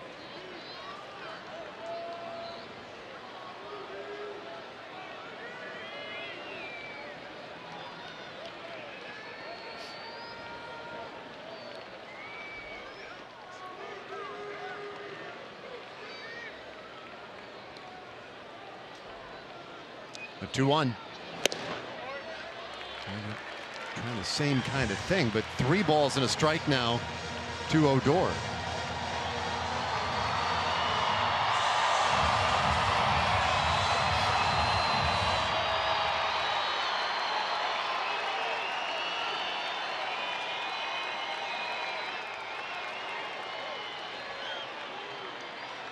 Good hitters count. It's a full count now on Odor.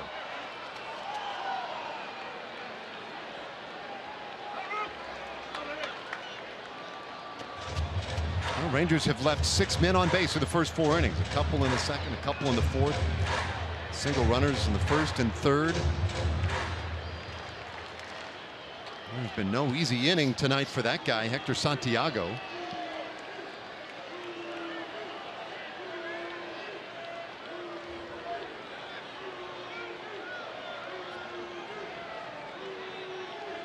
He and Jimenez struggling to come to terms here.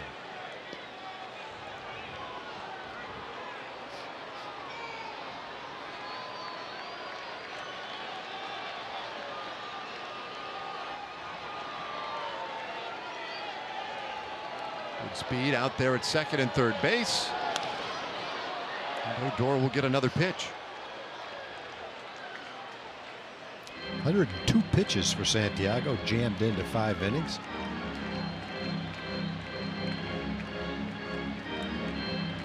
It'll be interesting to see too. They've had the activity out there in the bullpen. If he loses Odor, bases will be loaded. He's taken care of Rua twice so far today, but Rua took him yard last year. See what Paul Molitor has in mind. Big pitch here, 3-2. This ball smashed into right field, base hit. DeShields in. Gomez will score, and it's a new game. That's a third good at bat for Ruby tonight. 3 hard hit balls, 2 ropes into right field for base hits, and Rangers have been waiting for that hit. Big hit, close game, not in scoring position, and Ruby came through right there. Big hit. Hopefully that'll unlock the floodgates and the hits will start to stream forward from there. That was hit so hard, Dozier only had time to take 1 step and a dive. It's not hit that far away from him, but he didn't have any time to make his dive and make the play.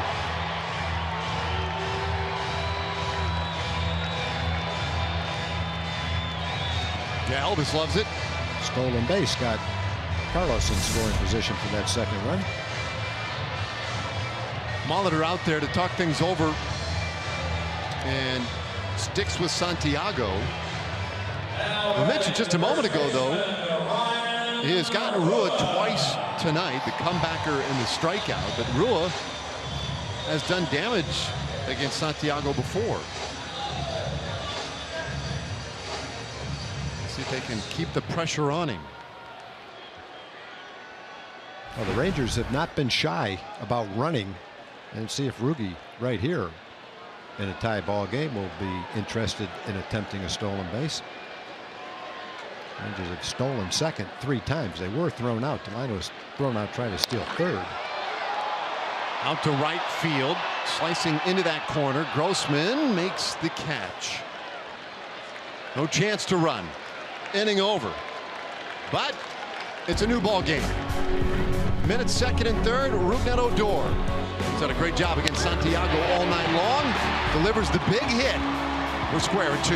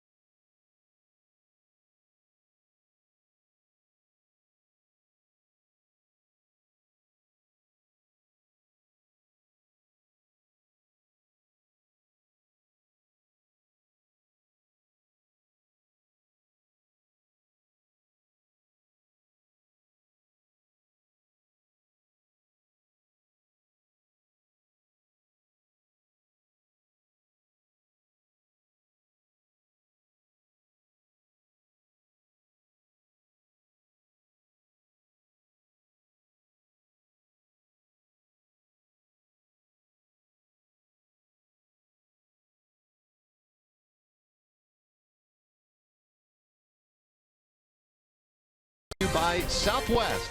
Yes to low fares with nothing to hide. That's transparency. And by your local Texas Ford dealer. Ford is the best in Texas. We've played 5. And it's a 2-2 ball game. Rougned Odor just moments ago with a big 2-out, 2-run single to right field to tie this game, and now to the 6th inning. Rookie's having a conversation with somebody out there. I'm trying to get into a meditative state, maybe. Well, that's a big hit. You know, Rangers, it's kind of the age-old thing. You get into a slump like the Rangers have been in, and every guy, every time, feels the burden of it. And maybe that base hit, finally bring in 2, get the game tied. Allow that deep breath, relaxation. Natural talent shines through, and the hits start to flow. I like this spot right here too for Cole Hamels to come in. If he could get an efficient, real good shutdown inning here. Get his team right back to the plate. It's 1-2 on Sano. And Sano has handled him both times tonight. Base hit to left, base hit to right. It seems like tonight, a lot of the focus has been on the big at bats, the close at bats for Rangers hitters. And sometimes we're at risk of losing sight of the fact that Hamels is pitching a pretty good game tonight. Just the one big swing by Escobar.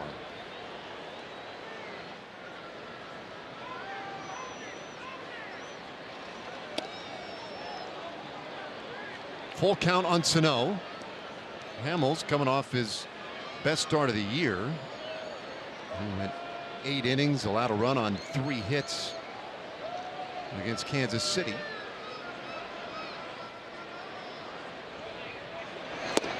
And he strikes out Sano. Yeah, both swings and misses. Second strike, third strike, both changeup.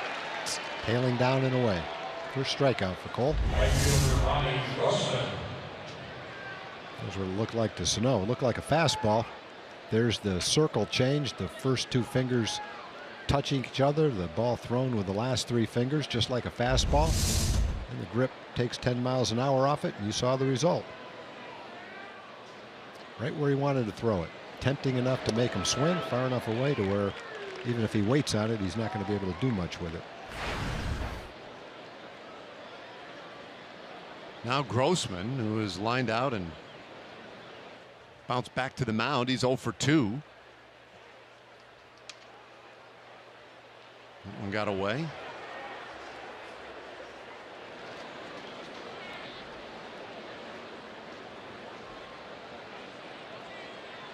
Pitch count in pretty good shape for Hamels. works in this 6th inning.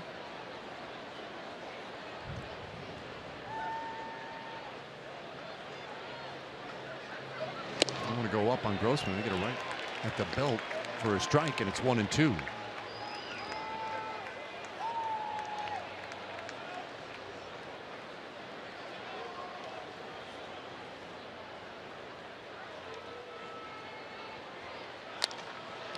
Grossman bloops this one out to right center, drops in, base hit. He didn't do a whole lot with it, but enough to get himself on base. Off-speed pitch, hit it right off the end of the bat. A lot of room out in right center. Carlos was shading around toward left. It looked like a changeup, and you can see it hitting right off the end of the bat. When you hit it off the end of the bat, even with a big swing, the ball just doesn't go anywhere.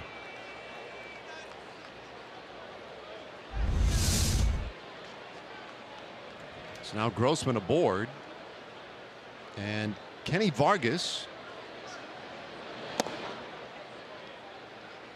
Vargas is 1 for 2 tonight.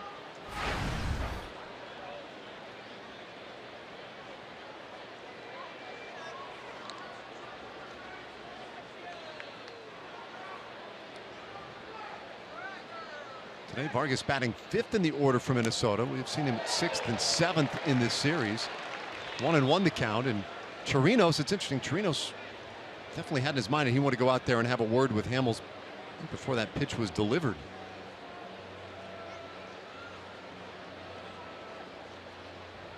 So 1-1 on Vargas.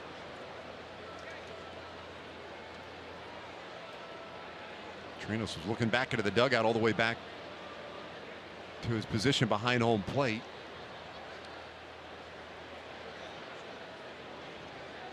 And Grossman will draw a throw. That might be what they were talking about.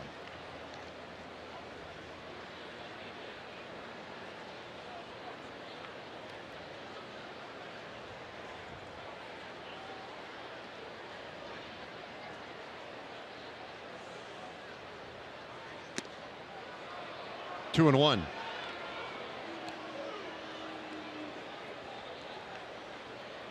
Grossman not a huge stolen base threat, but he can run. His first year in the big leagues, played 63 games, stole 6, and next year stole 9 bases in 100 games. Bouncer, shortstop. Andrews waited on it to second one. The relay in time, double play.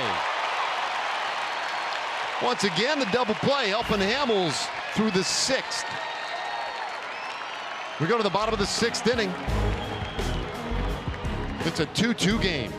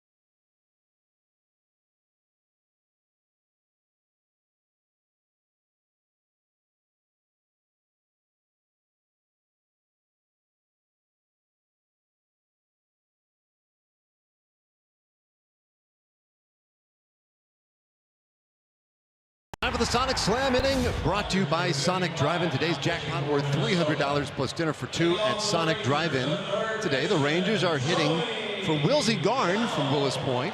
So, if a Ranger hits a home run during this inning, Wilsey will win $300. But if a Ranger hits a grand slam, well, we're talking $25,000. So, bottom of the sixth inning, Taylor Rogers, left-hander, has come on here for the Twins. So Santiago is done for the night. It'll be the bullpen the rest of the way.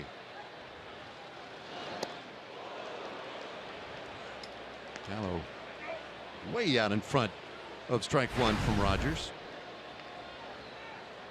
29-year-old left-hander, drafted in the 11th round a couple of years ago. Long lefty, 6'3", 170 pounds. Last year, as a rookie, made 57 appearances, one less than Matt Bush. That had them among the top 5 in the American League in appearances among rookie pitchers. Go ahead and lay off that breaking ball. Look at Joey's averages.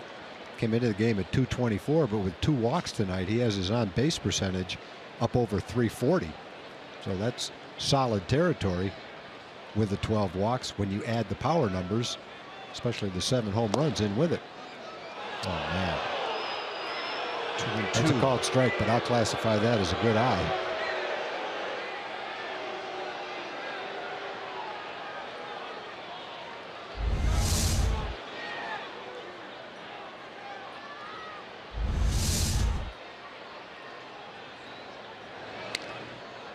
Stays alive, 2-2. This is what's been so impressive, is when he's gotten into the 2-strike territory, how he has fought off the close ones. And to your point of that previous pitch, it was a close pitch. Sometimes you have to think too, all right, they can call that a strike, but even if they swung at it, might not be the type of pitch you can do a whole lot with. No, you're better off taking it and hope you get the call. Got him. Wow. Off-speed pitch, no intent, clearly by Rogers. Oh, and Joey will clearly take it. Get a little bit of base running ability on base to lead off an inning. Joey's been on all 3 times. That's a curveball that didn't curve. It spun a lot, but that's stuck right between the elbow and the belt. A good start to the 6th inning. Rangers have had the leadoff hitter on, let's see, every inning except one.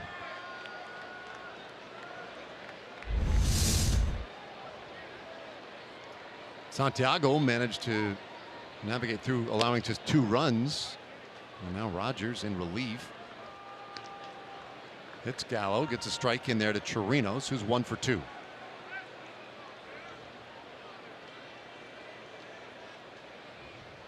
There's Santiago. Used a lot of pitches to get through 5 innings, over 100.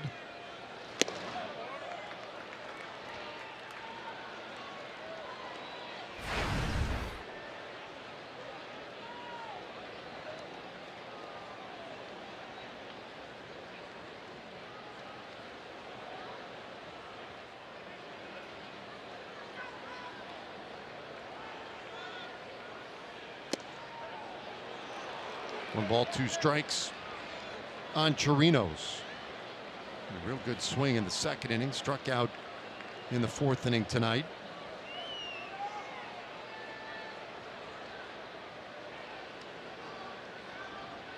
Chirinos caught 2 of the final 3 games in that series with the Kansas City Royals and was really swinging it well. But he strikes out here, 1 away in the 6th. Well, the first 15,000 fans to the ballpark this Sunday will get a Rangers duffel bag courtesy of Powerade. Rangers taking on the Angels, a 2:05 game, and you can get your tickets at TexasRangers.com or by calling 972-RANGERS.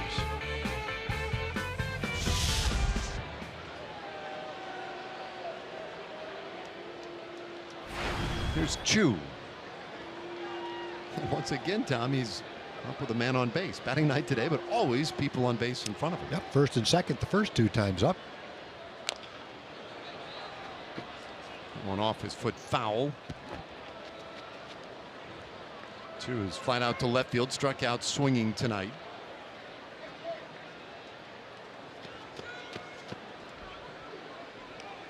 On base percentage coming in was at .365, well above league average. Once again, has done a good job this year drawing walks and working counts.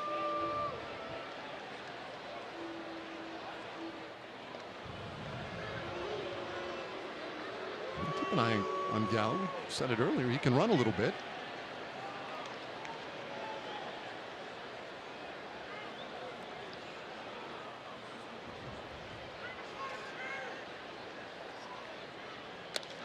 This one hit out toward left center. It'll drop in. That's a base hit. Gallo, though, stops at second base. So Chu dumps one in there.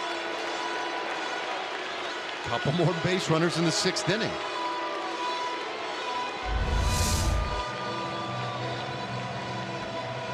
He reached out for a pitch away and kind of stroked it softly into center field. Buxton was playing him around in right center field, but he didn't pull the off-speed pitch. It was out over the plate. Went the other way with it. Even Buxton couldn't get to it.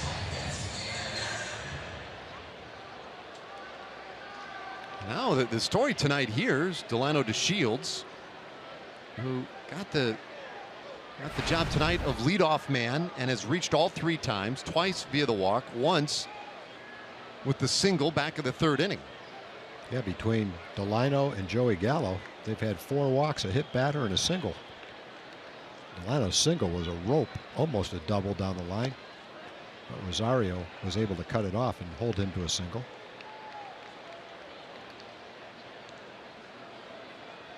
There's Eddie Rosario. Moves around pretty well out in left field. That was a good alert play. And obviously very well aware of who was running. 1-1 the count. Lineup science is one of those interesting things for me. You know, I never played the game at this level, managed the game at this level, but I think that's one of the great puzzles for managers.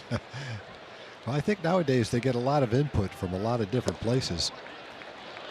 Well, there's a lot of analytics that enter into it, and most managers are very in tuned to analytics. Jeff Bannister certainly is. I classify Jeff as an old school guy with the sensibilities of all the new school stuff, which is a pretty good combination. So I think he solicits input from all levels of the organization. It doesn't make much sense to have an entire analytics department if you don't utilize their expertise. So I think probably lineups are constructed more scientifically today than ever before. Okay. It's a lot of information right there.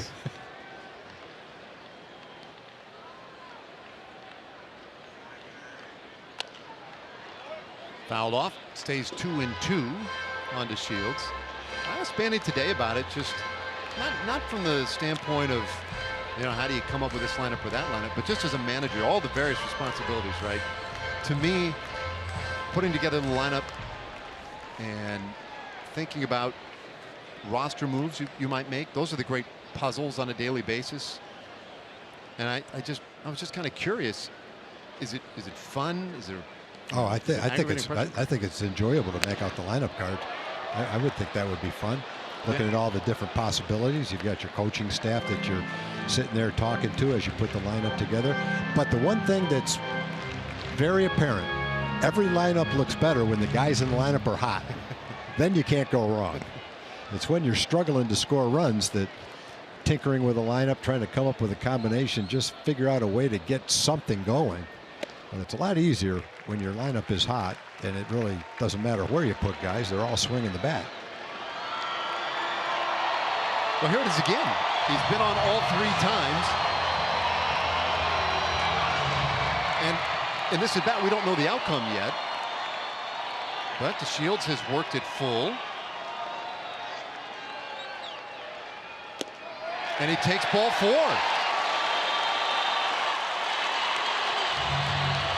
Well, this is something that, you know, if you're the manager, you have to take notice of. You give Delino a chance to lead off, and what's he done? He's walked 3 times and had a hard hit single. And 2 of the walks were leadoff walks. Exactly what you want, your speed to get on base. Well, Paul Molitor's seen enough, takes the baseball, and will go to his bullpen. Bases loaded, 1 out when we come back.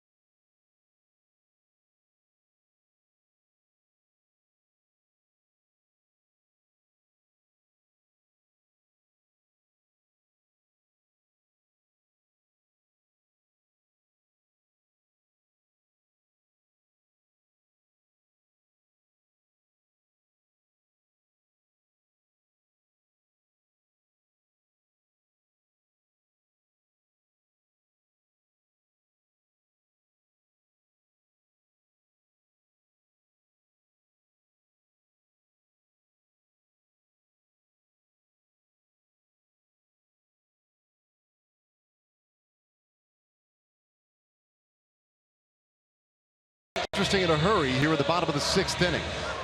Tie game, but the bases are loaded. Joey Gallo at third, Shin-Soo Choo at second, and Delino DeShields at first after the walk. And the ball has been given to Tyler Duffy. A good start for Tyler Duffy. Nice ERA, almost a strikeout per inning. Giving up 10 hits in 10 innings. Got a contact hitter up there, looking to drive the ball to the outfield. Keep away from a double play. Take advantage like they did last inning. 2nd and 3rd, 2 outs. Huge hit by Rookie to drive in 2. I'm looking for Elvis to do something similar right here. Rangers started the game 0 for 3 with runners in scoring position, but have gone 2 for 4 since. This, certainly the greatest opportunity of the night. Duffy, a 26-year-old righty, 6'3", 220 pounds. And that is strike 1.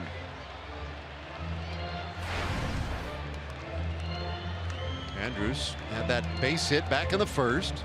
It's flied out, grounded out since.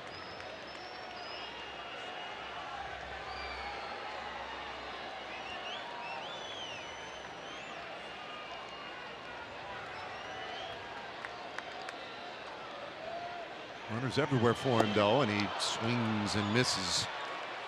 The count 0-2. You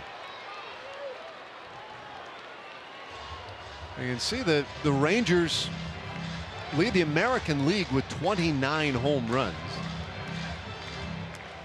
The Brewers and the Rockies in the National League with a few more.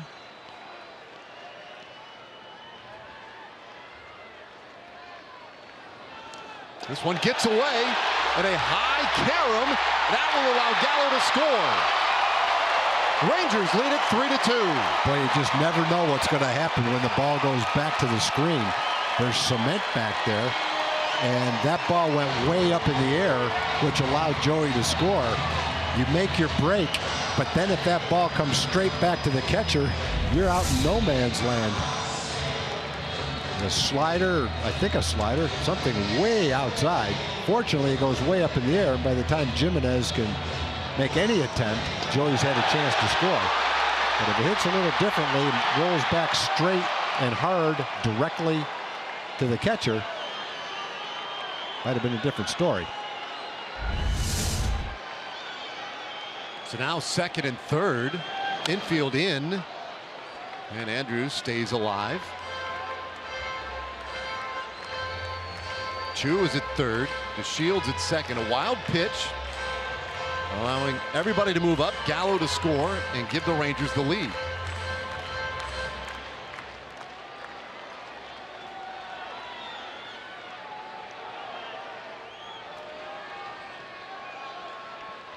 They're all uptight. And Andrews fouls off another.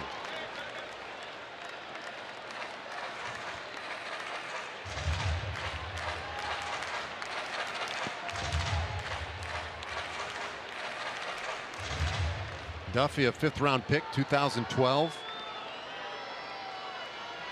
He has done some starting and some relieving.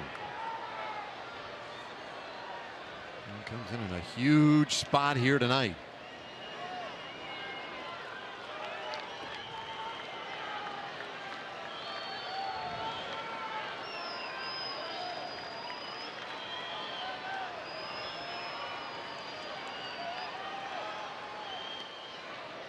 Now the 1-2. Whoa, look out. Breaking ball. 2-2. By right-handed hitters since the All-Star break last year. .833 slugging percentage. I mean, that is almost double league average. So he has been hit hard by righties. This ball into left field, base hit. Chu is in. Here comes the Shields. He is safe. Well, not many guys would have scored from second on that ball because Rosario charged it and fired a strong throw to the plate. Fortunately, it was Delino flying around third base, and he snuck in there with a headfirst dive. 2 clutch hits in this game. One by Rugi, and this one by Elvis. Just got the ball by Sano at third base. He dove and couldn't quite get to it. You can see Rosario very aggressively coming in with a strong throw, and Delino sliding in ahead of it. 2 big 2 RBI hits.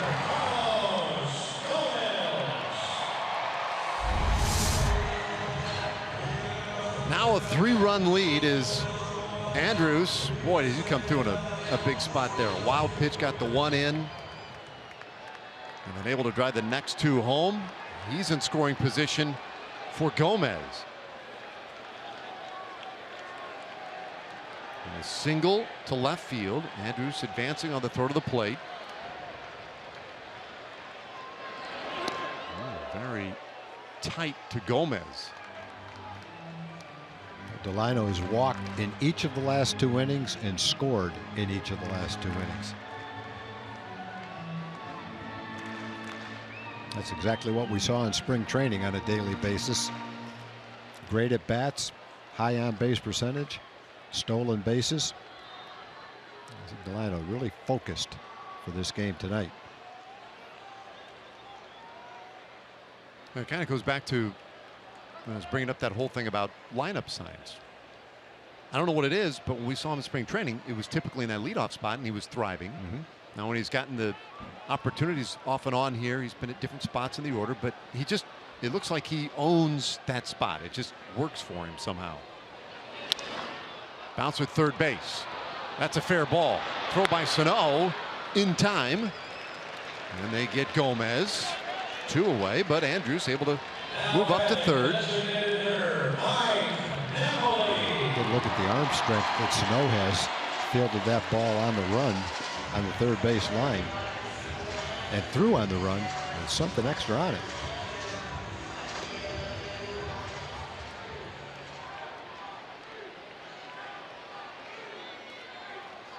Well, here's Mike Napoli. See if he can extend this Rangers lead.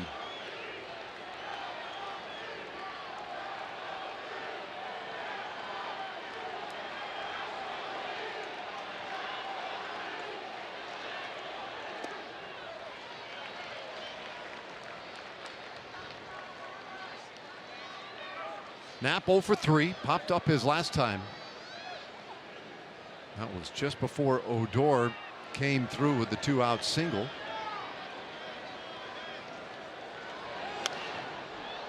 This one fouled back and evens the count at 1-1. So 2 runs in the 5th to tie the game, 3 here in the 6th to take the lead. Rangers dropped the first 2 in this series. And it's been a long wait in that dugout on a very chilly night tonight for Cole Hamels.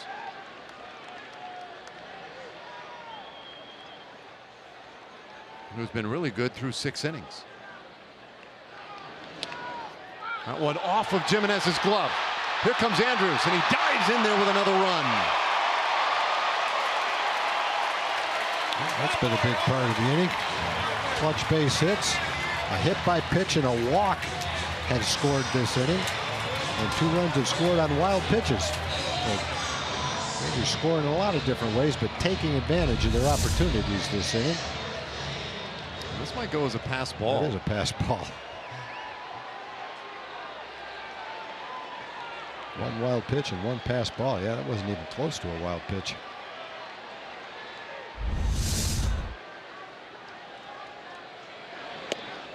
Very high. It's 3-1 to Napoli now. Odor waiting on deck. Rough go here for Tyler Duffy.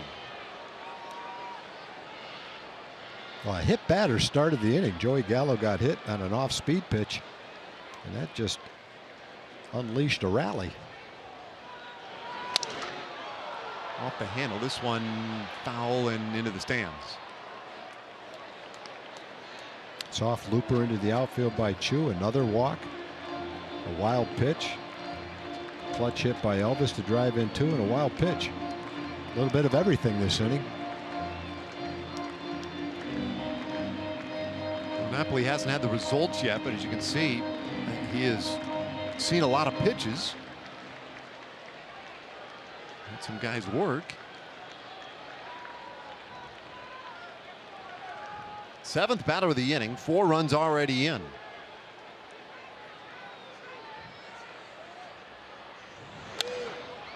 And this ball popped up 3rd base side. Sano drifting into foul ground. And that will end the inning. Rangers, though, break the 2-2 tie. Elvis Andrews with a big 2-run single. Keys a 4-run rally. The Rangers leading 6-2.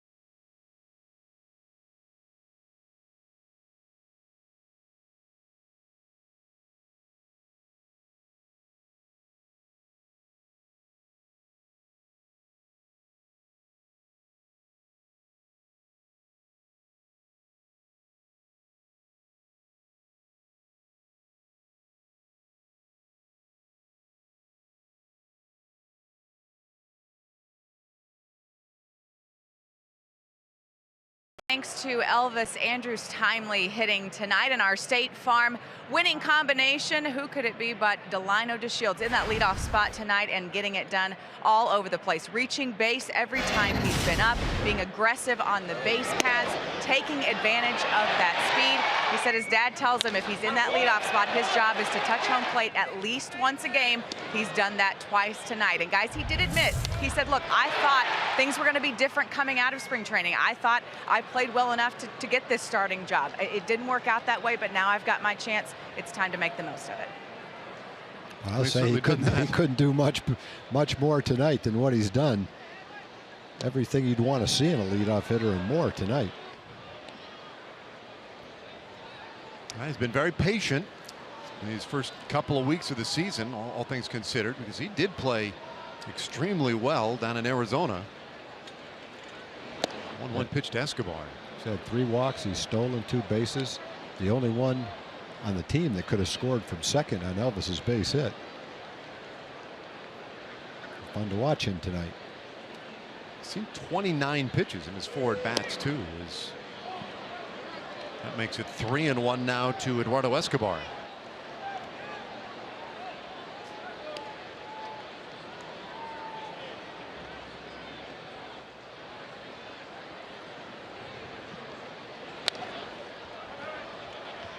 That'll fill the count now. Escobar, Jimenez, Rosario. Interesting to see how Hamels reacts now.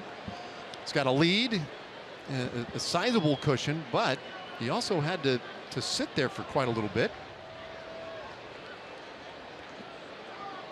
I'm sure that's a trade-off he'd happily make. We talked earlier about the run support that he's gotten in his career, and this year getting more run support tonight. This one bounced down third. Gallo with a nice clean pick and a good throw. Escobar erased, 1 away. Well, here we go. Well, we talked about the other night. We got our first look. There's a look at it. If you're a bobblehead collector or want to start a collection, that's a great one to have. I like that one. To add to the collection or start a collection with. One of a kind. That's a one of a kind, yep. In the old days, I think they had one head for every bobblehead. Right. Everyone looked the same. Now they start to resemble the player a little bit. Well, that's where the facial hair was key. If you had a goatee or something, you could really distinguish yourself on a bobblehead.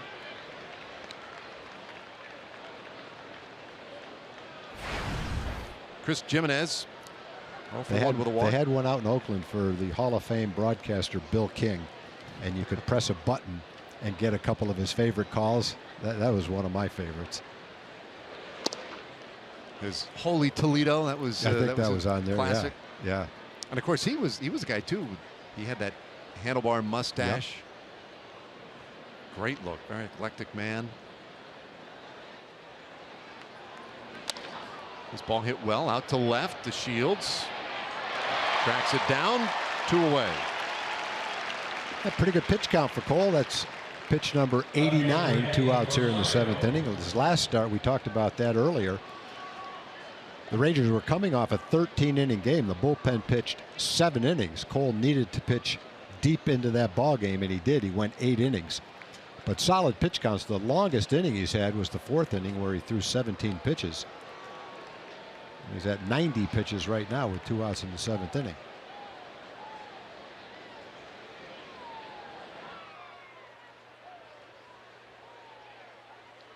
Base is empty here, 2 out.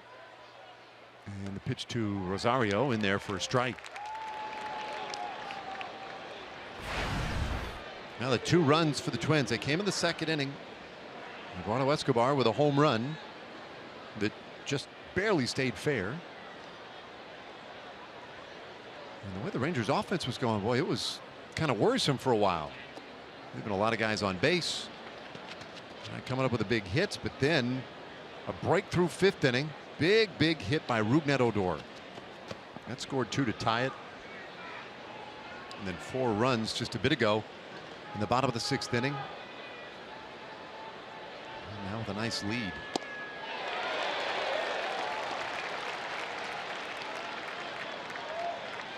Well, this is the final game in this series. An off day tomorrow, and then 3 more still on this homestand. The Angels in town over the weekend, Friday, Saturday, Sunday.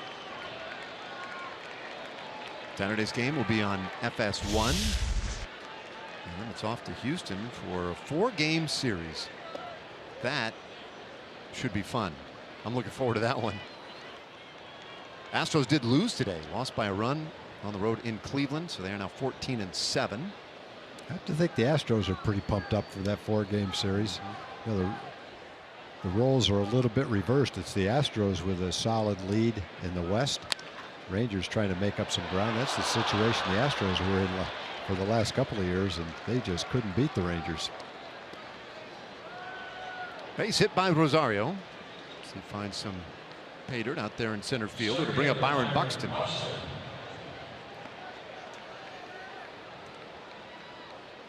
Yeah, they've done a lot of things really well down in Houston. They've thrown the ball well. That lineup, we knew going into the season that was going to be a formidable lineup. And it's proven to be the case. Houston can score some runs, and they can beat you in a lot of different ways offensively.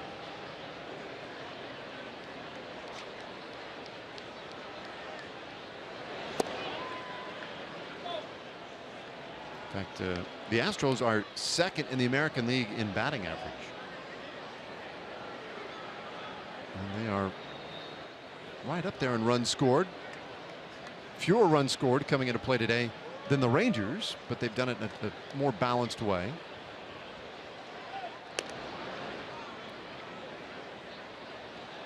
So that'll be a big series Monday. Of course, you can't look past the weekend series against the Angels. Angels were a half game ahead of the Rangers starting tonight. 1-0. There's 2 balls and no strikes to Buxton.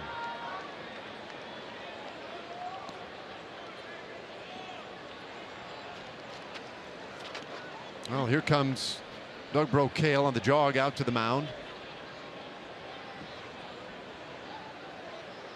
Hamels, the most he has had to work in any one inning was the second inning. He faced 5 batters that inning.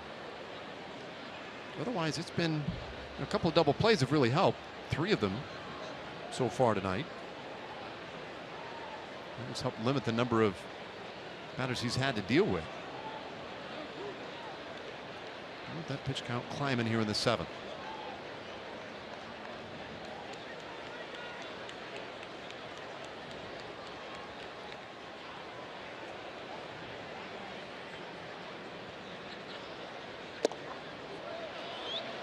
Oh, 3-0 to Buxton.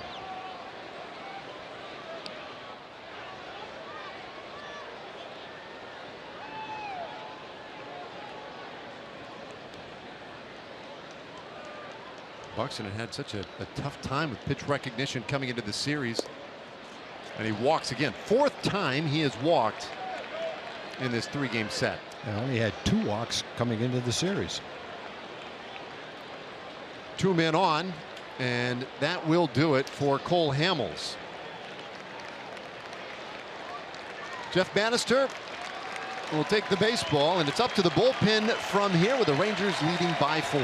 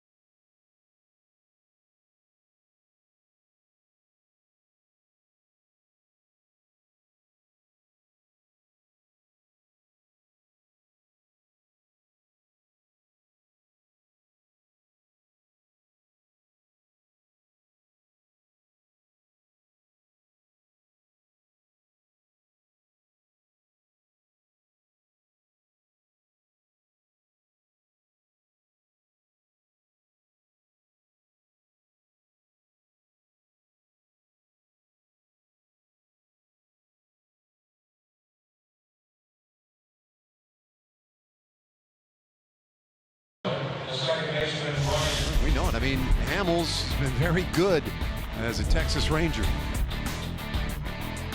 Another good effort tonight.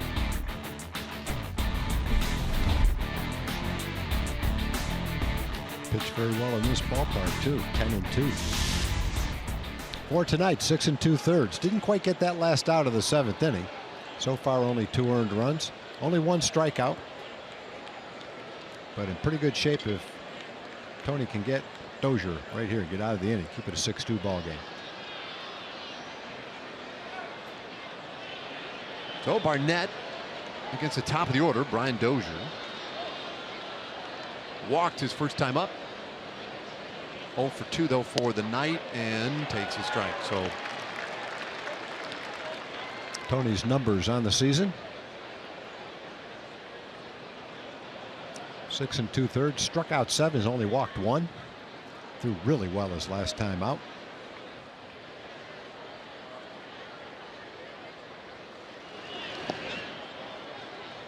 One and 1 to Dozier.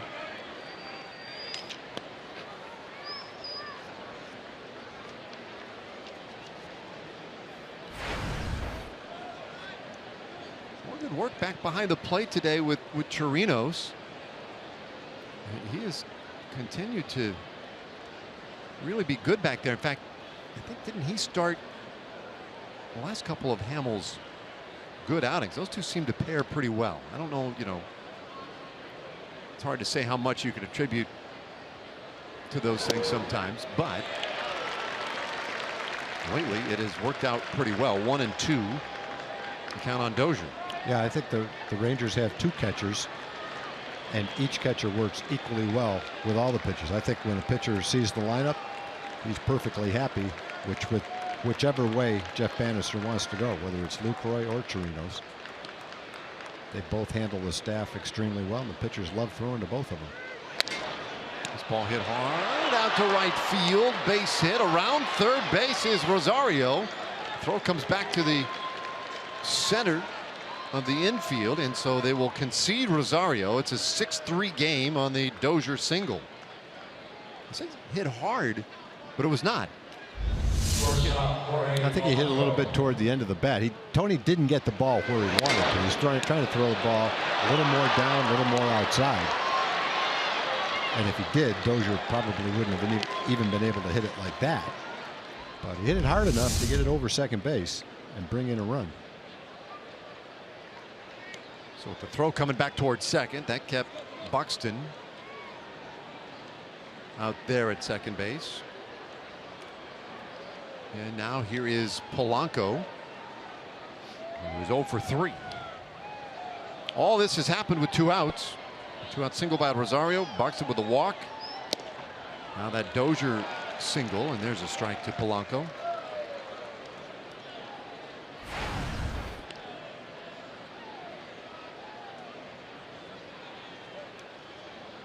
Well, the Rangers came into play today just trying to avoid a sweep by the Twins, who yesterday kind of dominated the game 8-1.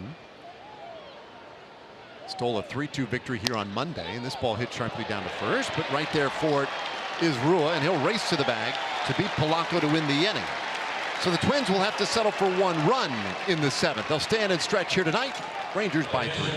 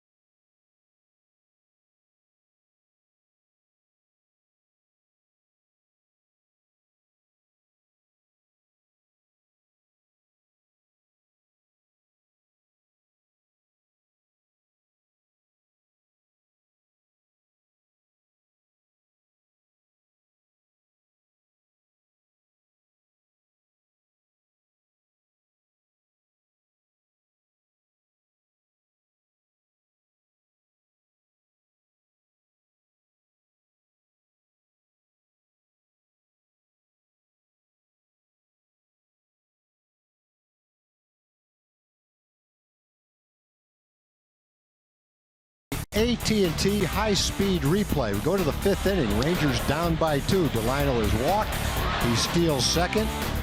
Carlos Gomez dumps a single into right field. He steals second. Men on second and third. The Rangers down by 2. And a big hit in the ball game.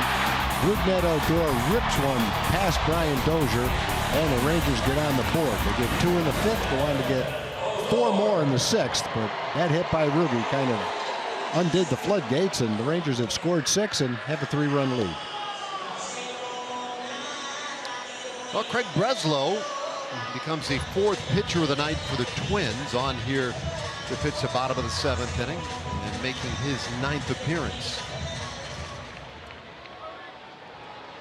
We mentioned it the other day. Named the smartest man in baseball by the Wall Street Journal a few years ago.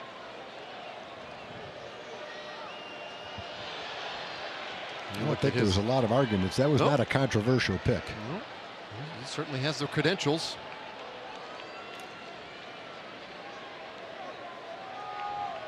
Face Rougned Odor, who had that big hit in the 5th inning, 2 for 3 tonight. Saw Breslow last night in the 9th inning. Put up a 0 to finish that 8-1 win for the Twins. You know, as we were talking about Craig in last night's ball game, obviously the degrees that he has from Yale are impressive. His academic record is impressive. He's a solid pitcher, has been for a long time. But the other thing that was impressive was all the work that he's done in the community, the awards he's received in basically every city he's been in for what he's given back to the community. Well, he gets Odor with a 89-mile-per-hour fastball, and Rugi is on to start the 7th.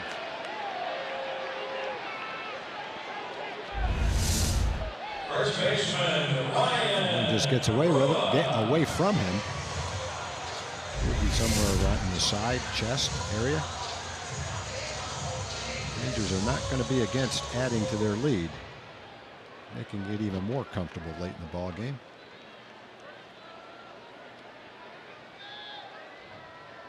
So now Rua, who is hitless in 3 tries,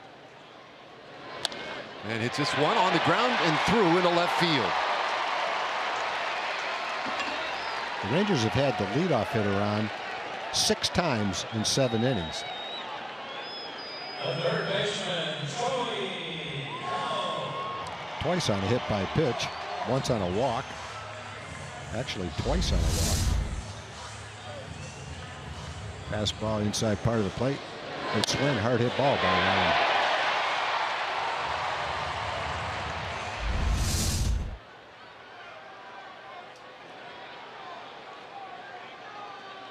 So a couple more base runners now, and here comes Joey Gallo. He's reached all 3 times. He's walked twice, been hit by a pitch. Breslow, very much the veteran lefty. Bends that one in there for a strike. Yep, you can have that one. Big breaker right on the outside corner.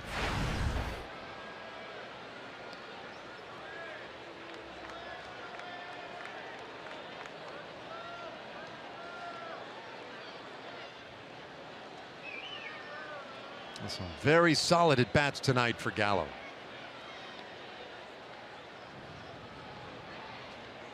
We all know the power. We've seen that. He leads the American League with 7 home runs. And even coming into today's game, he had done a terrific job of showing much better selectivity as a hitter, drawing walks, had a .333 on base percentage, but today some really impressive at bats against the left-hander Hector Santiago. It's 1-1. This is how Joey stacked up in the American League coming into tonight.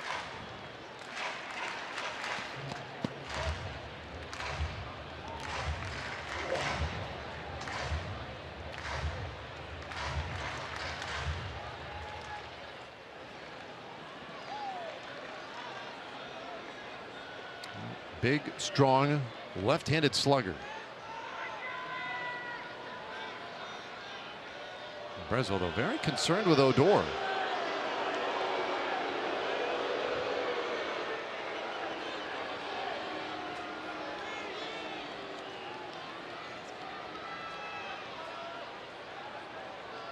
Breslow, say a veteran, 36 years old. He's appeared in almost 550 games. Runners going, breaking ball, throw down to third. Oh, and they got Odor.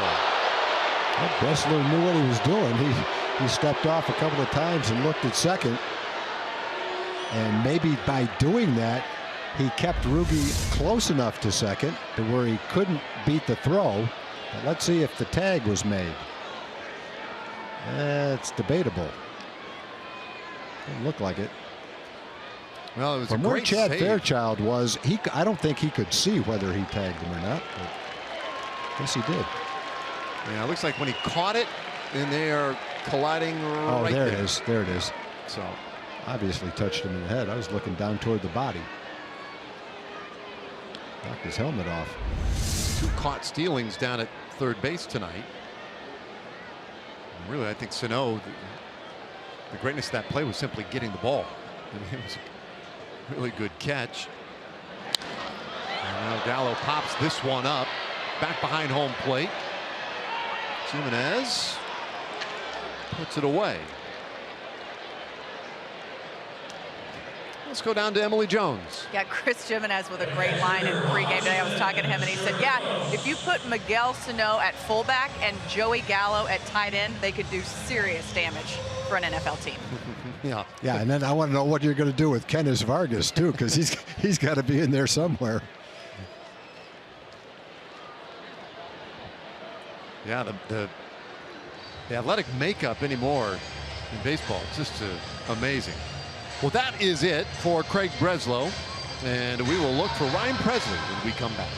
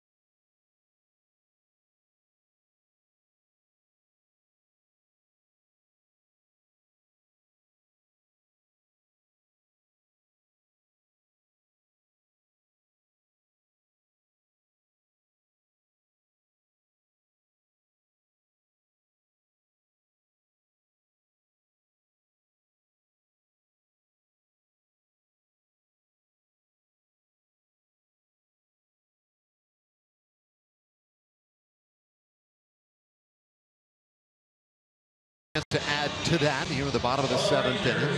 And Sunday, after the Rangers-Angels game, Grammy Award-winning hip-hop artist Lecrae will be performing a post-game concert presented by Buckner International. Just go to TexasRangers.com/concerts for game tickets and for information on how you can see the concert from the field. Ryan Presley into the ball game. Been in 9 games. Got a good arm. Fastball 96, 97 miles an hour. Off to a slow start statistically.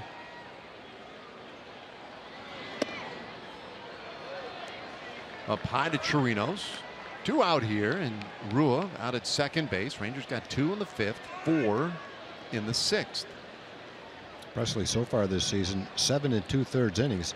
Been hurt by the home run. He's given up 3 home runs.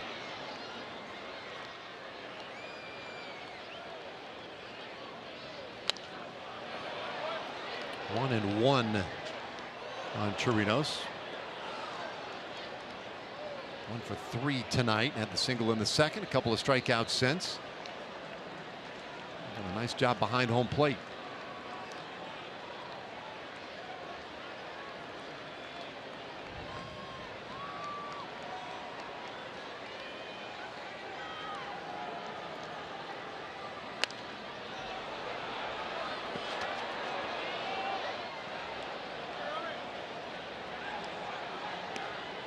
Now Barnett got the last out in the 7th inning. Cole Hamels today went 6 2/3 and ended up giving up 3 runs on 7 hits.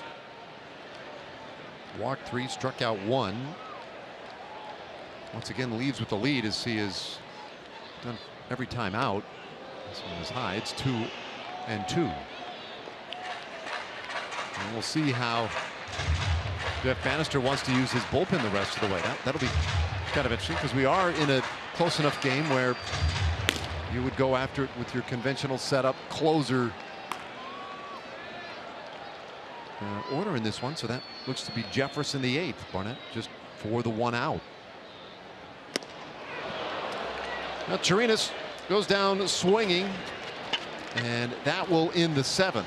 Nothing added to the lead. We head to the 8th, 6-3.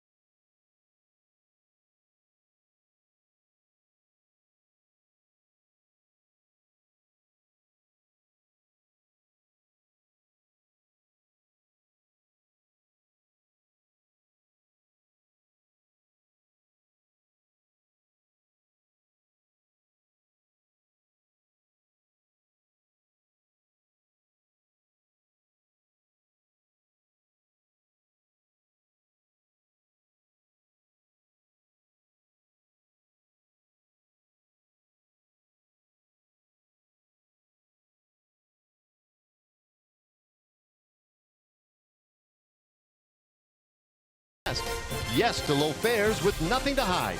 That's transparency. And by AT&T Internet. Visit AT&T.com/keep calm to learn more.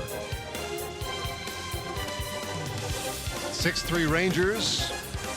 Jeremy Jeffress coming on here in the 8th inning. You can download MLB.com at bat today. Follow Rangers baseball live and stay connected to the biggest stars all season long. Live game video, highlights, stats, radio broadcast, news, and a whole lot more. And it's all available on the app.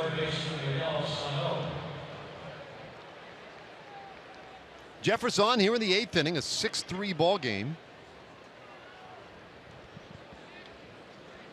And it's his 12th appearance of the year. He has been used often, although not always for long stretches.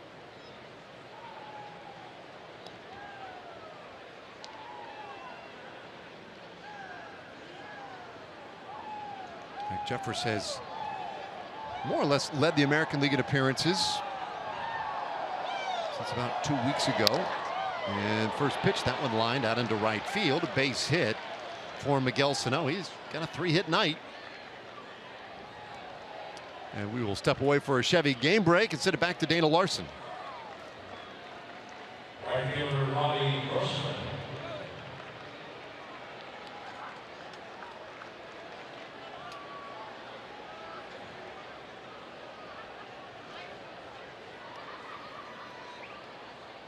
All right, thanks, Dana. Well, you watch Sano hit, especially in this game, and he looks like he'll develop into more than just a home run hitter. He's had 3 well-hit singles, 2 of them going the other way to right field. He's had a nice early career success rate against the Rangers. Came into the game in 12 games with a .370 average, 5 home runs, 15 knocked in 12 games, and he's 3 for 4 tonight.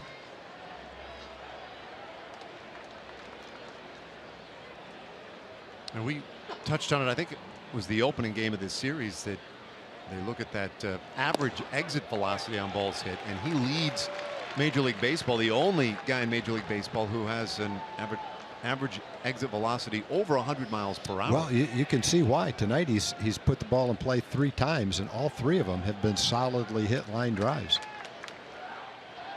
That's the good part of the bat. When you see the guy leading in that kind of an average, it tells you he's getting the barrel of the bat on the ball pretty consistently. He's not hitting that many off the end. He's not getting jammed.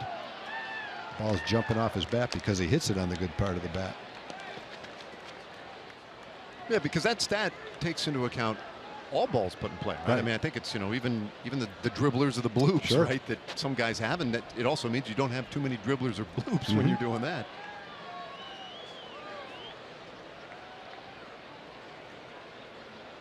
Yeah, he's been impressive.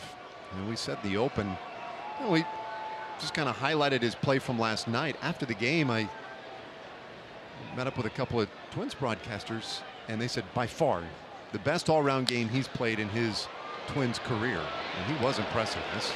This one hit right out to Gomez. Grossman erased. One away. Hey, Texas Tech fans, Fox Sports Southwest wants you to show your school spirit at a Texas Rangers game. Get discounted tickets for the Friday, May 12th game against the A's. You also get a free Rangers cap in Raider red and black colors while supplies last. Go to texasrangers.com/Texas Tech for details.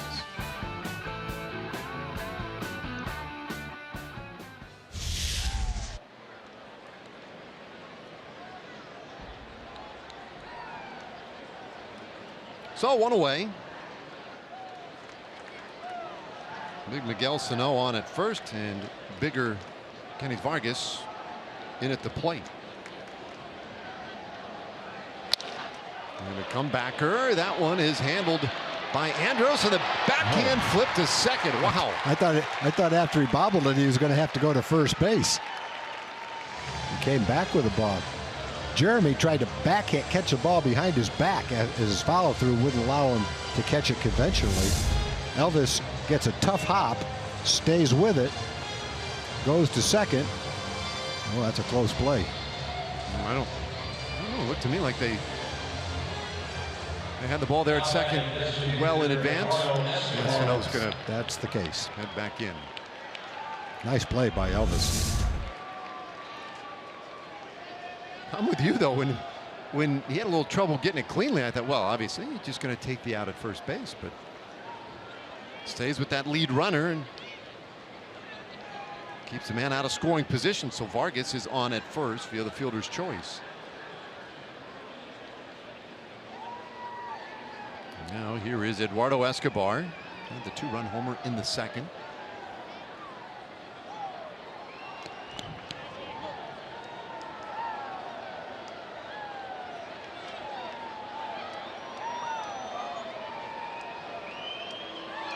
Jeffress on a relief of Tony Barnett. Barnett went a third of an inning, gave up a hit, but no runs. Good start for Hamels. Almost got through the 7 innings. Came up 1 out shy of getting that done today.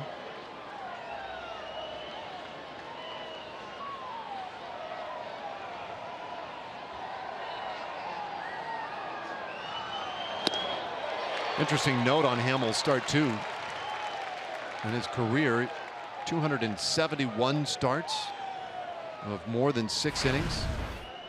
And in all of those starts where he's gone at least that deep, he had never struck out fewer than 2 until tonight. I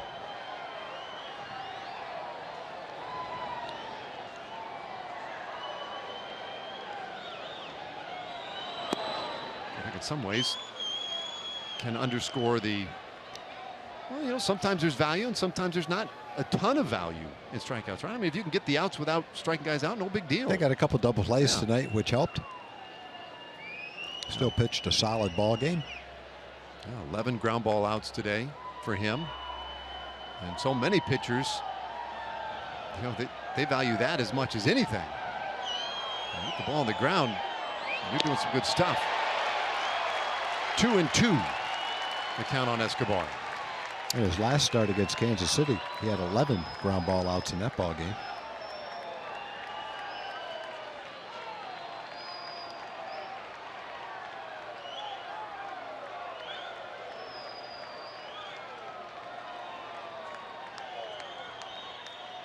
Rangers working with a 3-run lead.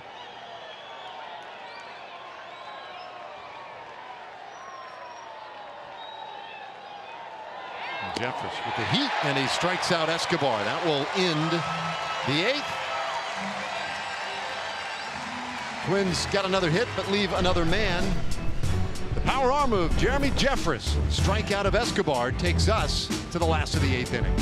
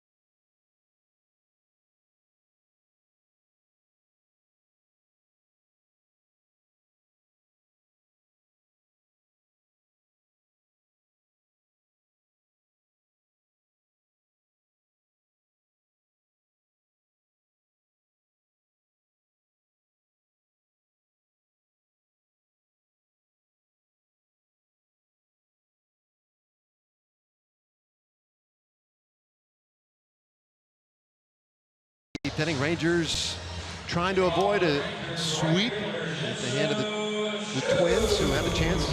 Last time the Twins swept the Rangers in a 3-game series, 1976. Remember this, Tom? Outscored 10-1. The only run in that entire series. Wow. Yeah. I didn't hit that many home runs, but I can't remember that one. that was early September. I think they just made that up and put a picture of me up there. No, sir. No, sir. That was 1976, September 7th through the 9th. And in the middle game of that series, there was the 1 run scored by the Rangers, and it was your home run. Wow. Yeah. I was carrying the team back then. Belisle on here in the 8th inning. Steve Luber? Steve Luber. Yep. That's what what you was got. off, huh? Wow. I played winter ball with Steve Luber. We called him Ralph Nader because he had a solution for everybody's problems. Called him Ralph. Well, you had a solution for him that night. That was, oh, man. I remember going to the zoo in Aragua, Venezuela with my kids. Steve was pitching that night, I think, so his wife and kids went. And on the side of the zoo, it said Peligrosa, danger. Don't go near the fence. There was an elephant back there. Looked harmless, right? But it says Peligrosa, don't go near the elephant. So Steve's wife couldn't resist going near that elephant with her baby in a backpack. And as soon as she got within 2 steps of that fence, that elephant came racing at her, boy. She had to get out of the way. So, yeah, there's the name Steve Luber. That's the memory it brought back. His wife being charged by an elephant in Aragua, Venezuela. I love it. I was expecting to hear, fastball in and you try to go slider away. I don't know. Even knowing the pitcher, I still don't remember it. 1-2. And this one sent out to left center. Long run. Buxton, he goes into a dive, and that's going to cost him. It's going to roll to the wall, and 2 heads to third base. He'll be in there standing with a triple.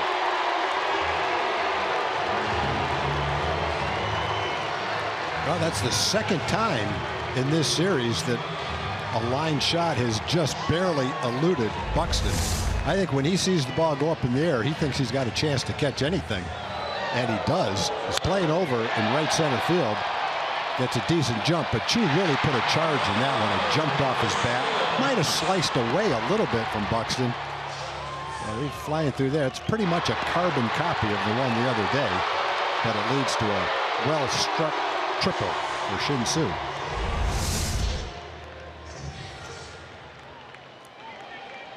All right, Chu getting a start in the outfield tonight and coming up with 2 hits. Now Delino DeShields. Let's see if he can continue a brilliant night so far. Infield is in tight. You know, I got to finish that story about that zoo that day in Nicaragua. The best picture my wife has ever taken was that day at that zoo.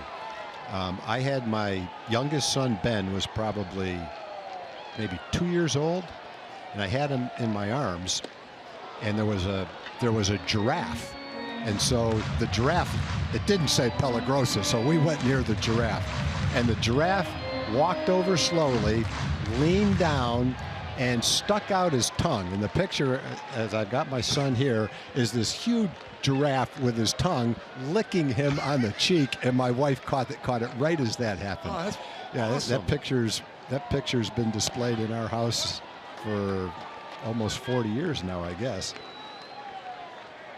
And all that from the home run, I don't remember, off Steve Luber, which I don't remember, but Steve was a teammate of mine in winter ball. He's been I don't know where he is right now, but he's been a minor league pitching coach for a long time in different organizations.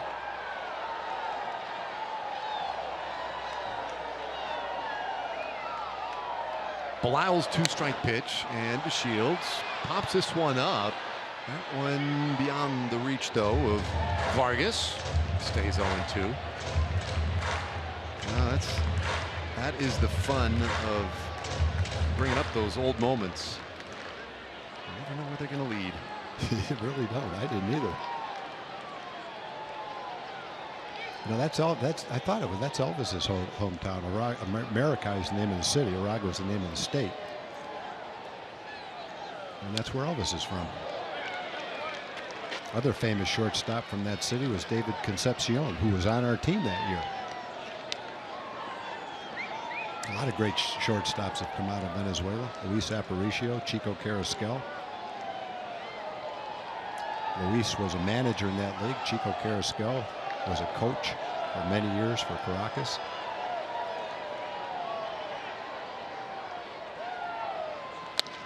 This ball rifled into left field. Base hit for Delino DeShields. That's a pretty good day. 7-3 as it brings 2 home. Take a bow, Delino. What a day. 2 hits, 3 walks, 2 stolen bases, and 2 runs, and now an RBI. Now batting the shortstop, Elvis Andrus.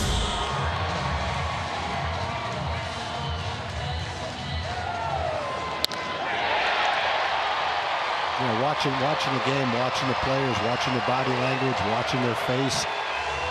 I think this has probably been as focused as Delino could possibly have been. I haven't seen one single moment where he hasn't had that look on his face. I think he came into this game saying, okay, now I'm the leadoff hitter tonight. This is my chance. I'm going to make the most out of it. He was completely focused at the plate, taking anything close, working 3 walks, and making the best out of his opportunities on the bases. The only thing happened tonight, he was thrown out trying to steal 3rd in the 1st inning.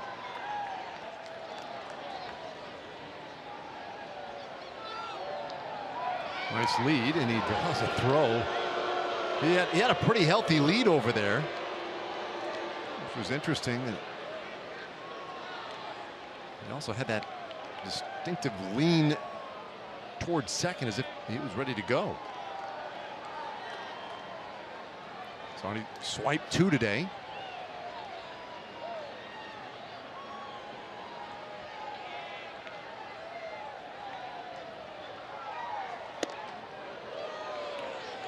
Ball 1-2 Elvis Andrus. All right, I hate to put you on the spot like this because. But you're going to do it anyway? But I'm going to do it. Okay. Because I'm sure a lot of fans are wondering the same thing. And it's so hard because this is Jeff Bannister's team. It's his job to come up with a lineup. He knows far too well what he needs from what guys on what days. But wouldn't it be kind of hard not to have Delino batting leadoff on Friday? Yeah, I think it would be kind of hard. But at the same time, managers don't just show up to the ballpark and then try to figure out what the lineup is going to be that particular day. A lot of times there's a thought ahead of time. This is what I'm going to do today. This is what I'm going to do tomorrow. So Jeff already may have a pretty good idea before this game started what he's going to do tomorrow. And I'm not sure if that included Delino as the leadoff hitter in both games. But let's put it this way. If Delino wasn't preordained to be the leadoff hitter tomorrow, getting on base 5 times, stealing 2 bases, and doing what he did tonight certainly has to make the manager think for sure. Yeah. I don't know what'll happen. But yeah, it would make me think about it for sure. And one of the things that Jeff said is there'll be days where Carlos Gomez gets a rest in center field and Delino will get to play center field. So that's one more place where he'll get a chance to play. Seems like the skipper has made a commitment to Ryan Rua to get a lot of playing time right now. So we'll see where that leads. But you give yourself the best chance possible to play the next day when you get on base 5 times as a leadoff hitter. That's for sure.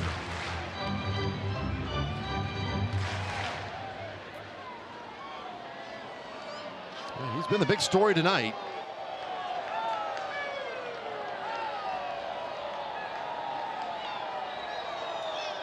Andrus waiting on a 3-1 pitch. And there's ball 4.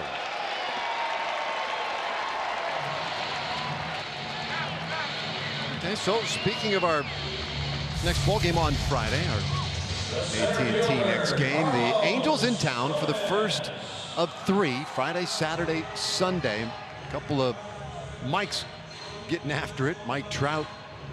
You look at those numbers. Interesting. Averages similar, home runs similar. Trout has ended up driving in a lot of runs, though, against the Rangers over the years.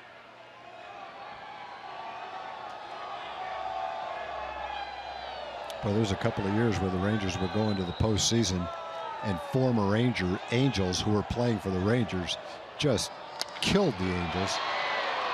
This one into the hole short. And get the out at second base, but that is it. Napoli was one of them for sure. The other was Vladimir Guerrero. Boy, he went back there and just pounded his ex-team.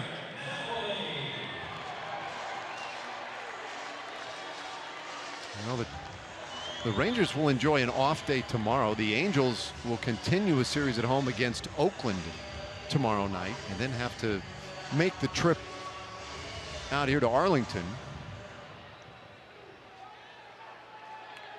Napoli, who today started as the DH, 0 for 4.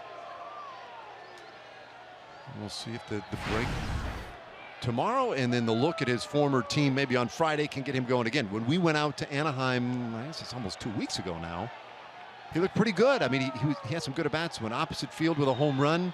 We thought, well, maybe that was what was going to get him started. And we've seen some good swings along the way during this tough stretch for him. But at some point, they've got to start falling in for him.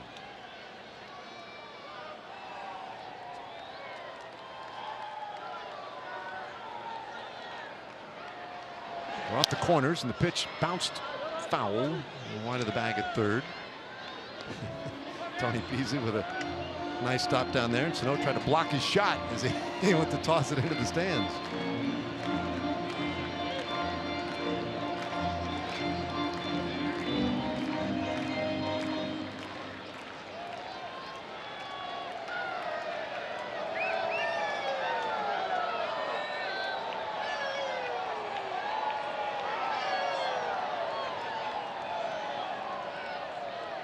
Belisle's pitch, and did he go? They want an appeal? Yes. So 0-2 the count on Napoli.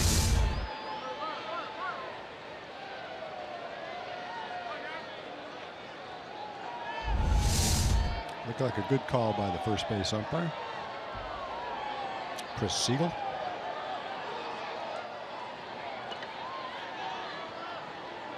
th pitch of the inning for Belisle here. No, not yet.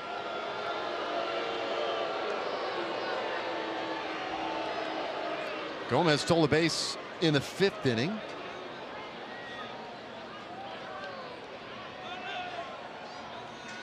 His first of the year in 2 attempts.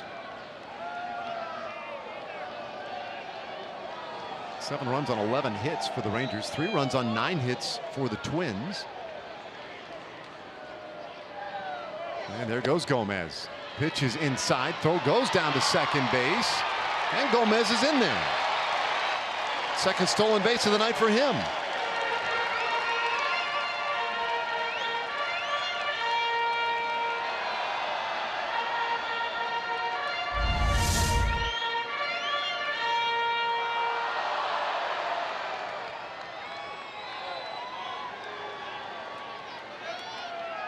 Top of the order has been active on the bases. Delano's stolen a couple. Carlos has stolen a couple. Elvis has walked, had a couple of hits.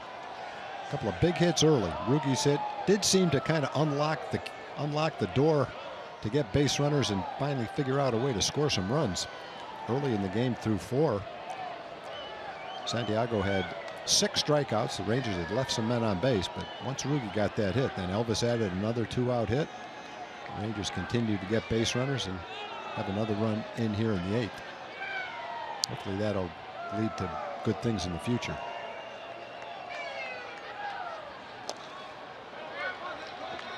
Now it stays 1-2 on Napoli.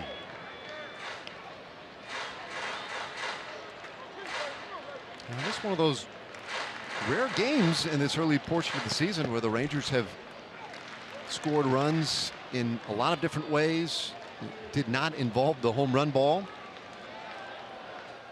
And everybody in the order really involved today.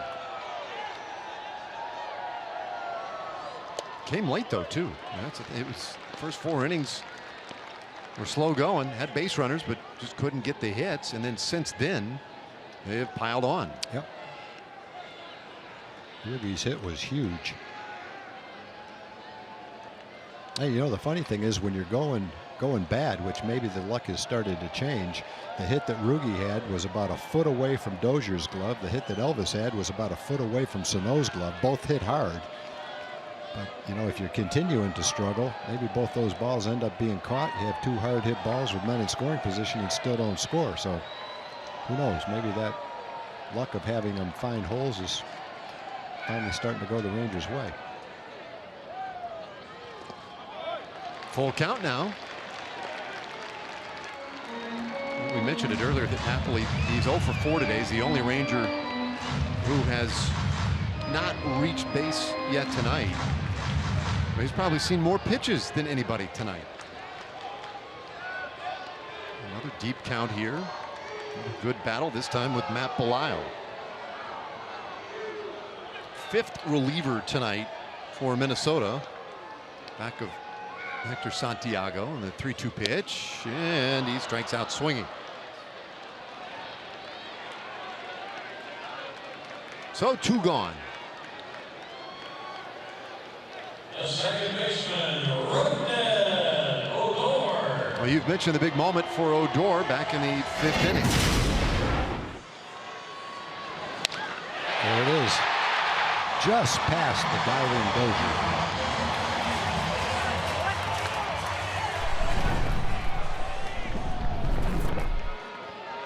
A hit like that when you're struggling, it almost allows you to take a deep breath. Oh, there's my first intentional walk that I've witnessed. You've seen a couple though, haven't you? Couple, yeah. I wondered what was happening there for a second. Wow. What do you think of it?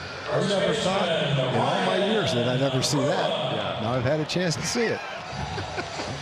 I don't know. I kind of go either way on it. I kind of like the threat of a wild pitch on an intentional walk. You maybe saw it once every couple years. It happens more than that, but you might have seen it yourself that often. But when you do, it's such a fun thing to see and describe that it's almost worth having it. I don't know how much time you save with that. It doesn't happen all that often, but I'm okay with it. Yeah, I think the point, you know, that sometimes you'll see a type of play that you could never imagine is one, you know, sometimes they don't throw it far enough out and a guy won't reach hits out it. and slap That's it, even better. Those are really fun. That's even better. But then, you know, I've heard pitchers talk about the difference in trying to, you know, throw those intentional balls and at a how slower speed. Yeah, and then it throws them off when they get back up there for the next hitter. And so there definitely is something about the way it would affect the game to me that I think is in play there too. Mm-hmm. But as it is, Odor gets the free pass, and they're loaded now for Ryan Rua. And Rua 1 for 4.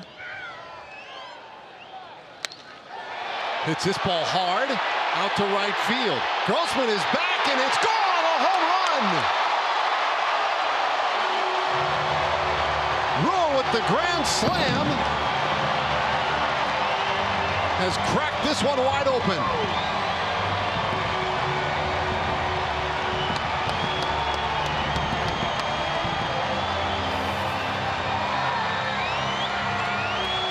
This is kind of like spring training.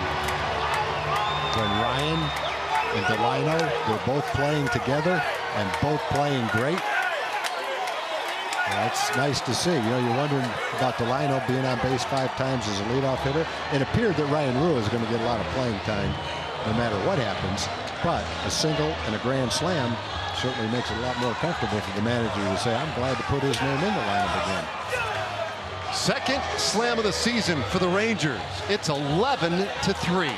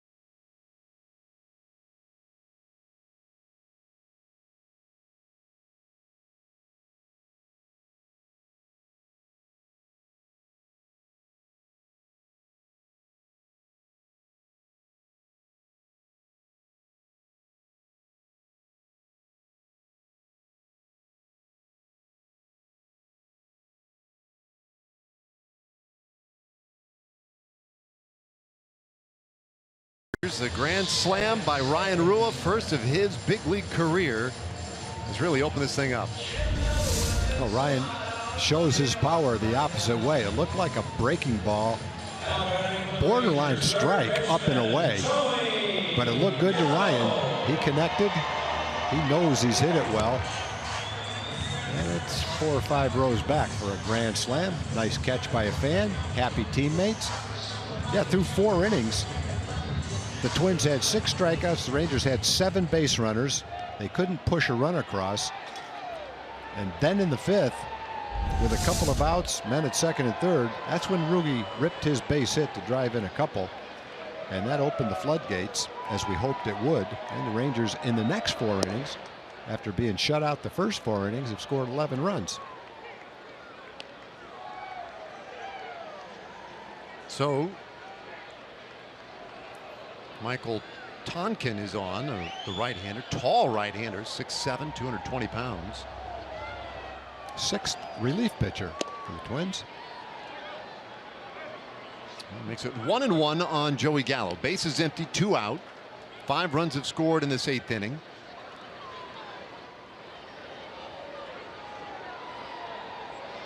Gallo's had a real nice evening at the plate. Hits this ball hard out to right field. That's a base hit. In fact, it'll be more than that. Gallo into second with a 2-out double. Like a lot of Rangers, Joey's having a nice night as well. He's been on base 4 times. 2 walks, a hit batter, scored a run, and now a double.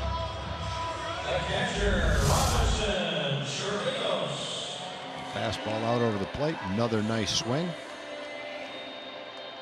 Yeah, with the 4 times on base tonight, Gallo, who came into the game with an on-base percentage of .333, probably well over .350 now. Adds to his walk total.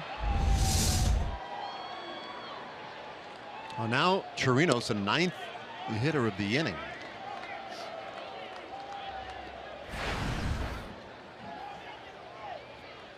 (11-3) Rangers trying to wrap up this series with the Twins.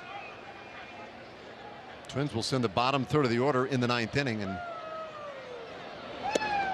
we were talking earlier. In the 8th inning, it was a 3-run game, and Jeffress had come on as a setup man in the 8th, did his job. We were figuring Matt Bush for the 9th, but that will no longer be the case. I thought Matt was throwing out there along with Keone. I think that's Keone out there, depending on what the score ended up being. But once the run scored, Matt sat down. Obviously, he's not going to come into an 11-3 game. More troubles for the Twins. A wild pitch allows Gallo to get to third base. And a handful of those along with a pass ball tonight. Been a pretty dramatic turnaround. The Twins had won the first 2, had a 2-0 lead through 4. But Rangers have unloaded in the last 4 innings. A lot of smiles in that dugout, especially for the birthday boy right there. Didn't play tonight. Mazzara. Omar turning 22 years old, and now Chirinos takes the walk, and the inning continues.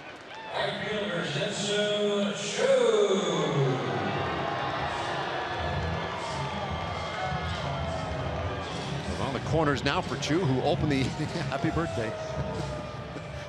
Got you some gum. A lot of free time in those dugouts. And a lot of free gum. Chu, he golfs this one high in the air out to right field. Grossman is back. He'll look up, and that one's gone.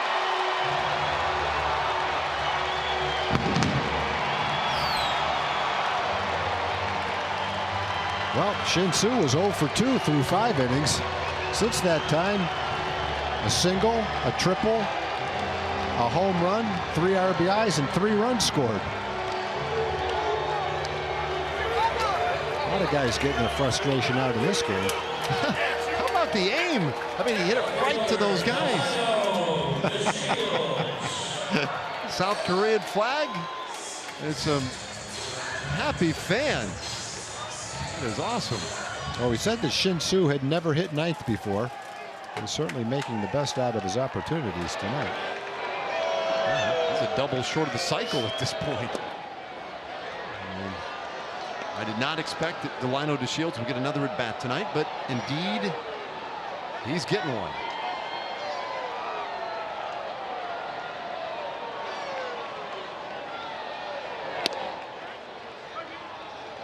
One and one to DeShields.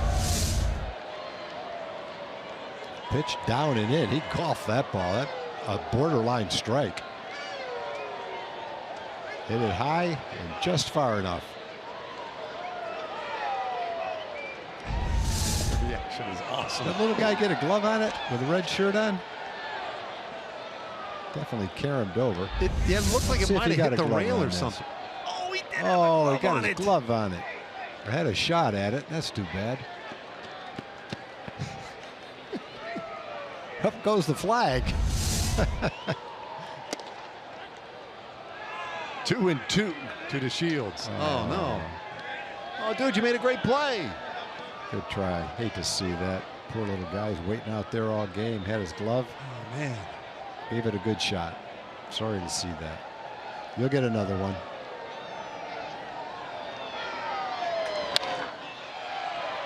Rolling to short. And Polanco has done the impossible. He has retired Delano DeShields. What an inning. 8 runs scored in the 8th. First, the grand slam by Ryan Rua.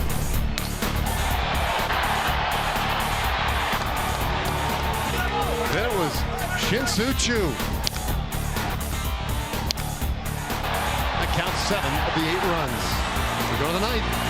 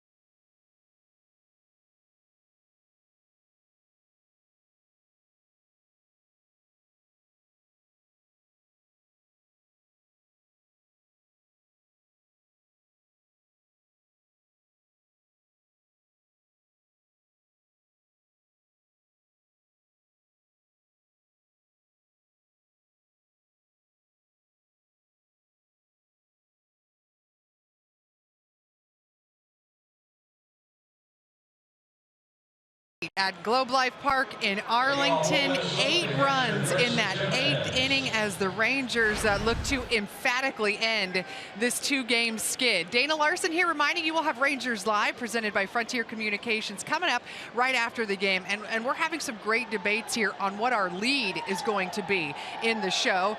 Mark McLemore, Pudge Rodriguez will duke it out, make their arguments on the show coming up in just a little bit. We'll hear from the manager, of course, and get reaction from the clubhouse, all of that and so much more right after the game, guys.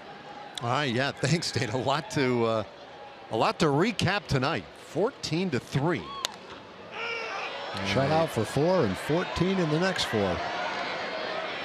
Pop up behind the plate. Chirinos takes care of his opposite number as Keone Kela has come on in this 9th inning. Keone making his 4th appearance of the year, or rather 5th.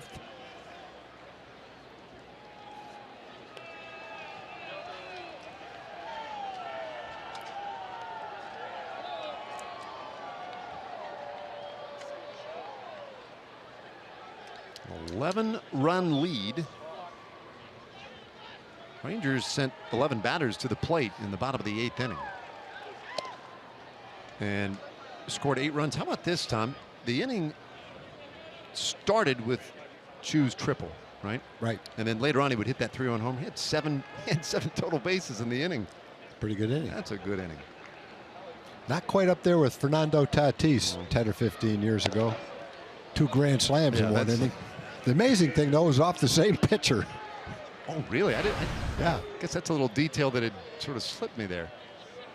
Yeah, imagine being in the game long enough to give up 2 grand slams. Chan Ho Park, if I remember right. Well, that's rugged. I think I'm right on that. By the look on your face, you have a question. No, I don't. I wouldn't question that because I want you to look it up to make sure. I will. I'll look that one up because that is a good one. Meanwhile, Kela very quickly gets the first down on the pop-up. And now 2-1 to Eddie Rosario. This one will head up into the seats where a fan hopefully will make a nice clean play. Keone just trying to have a nice, quick, clean inning. Throw 10 or 15 pitches, 10 or 12 pitches, and let's get off field. Enjoy the off day tomorrow. A lot more fun to enjoy an off day after a 14-3 game. Get those 2 losses behind you, have the off day, and come back strong against the Angels.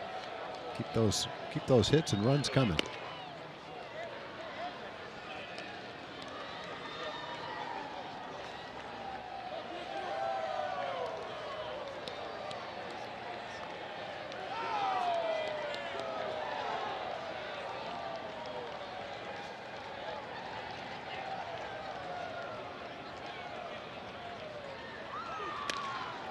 Payoff pitch rolled down to Gallo at third base. Hustle that throw down there. You see, Joey's throws have been so accurate this year. That ball almost went right through Ryan's glove. That time Joey thought he needed a little extra, and you see why we've talked about his 95 to 100 mile an hour fastball as a pitcher. Here it is right here, right straight over the top. I'd like to have gotten the velocity on that. Watch the ball.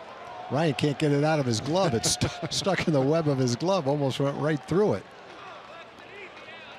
Well, Keona's getting it up there at 96 miles an hour. Joey might have thrown that one at 96 across the infield. I'd say lighten up a little bit.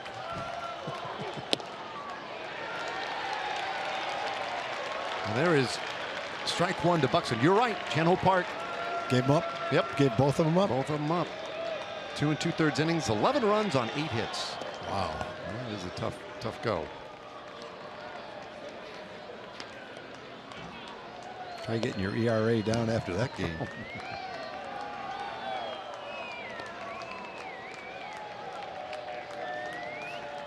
Joey's throws have been so accurate this year.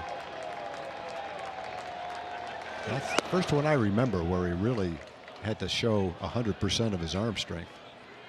Yeah, we touched on that a little bit yesterday. The fact that he was a pitcher, obviously, like a lot of these guys were in high school and whatnot, but that at a showcase in high school, he, as the story goes, hit 100 miles per hour on the gun. Well, I don't know if he could hit 100 right now, but I got to think after watching that, if you put him on the mound, he could throw 5 or 6 pitches and tune one up at 95. Yeah. 2-1 pitch. Twins are down to their final strike. We've seen position players do that. In the old days, Jeff Kunkel came into a game. Jeff was a shortstop. Threw a ball 94 miles an hour. Saw Mitch Moreland come in. Of course, he was a closer in college, and he threw 94 and 95. Kellis 2-2. It's off the plate.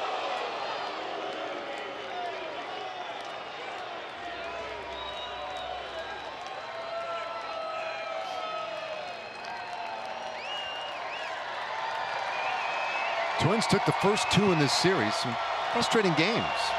Rangers have taken out a lot of that frustration in the late innings tonight. And Keller walks Buxton with 2 away to extend the inning.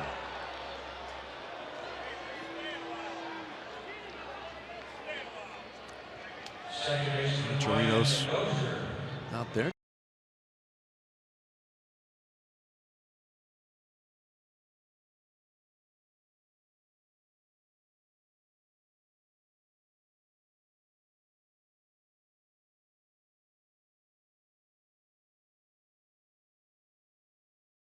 I believe he only had 2 coming into this series. Yeah, two walks against, it was like 28 strikeouts coming in. He's been a different guy in this series. Is now Dozier takes ball 1.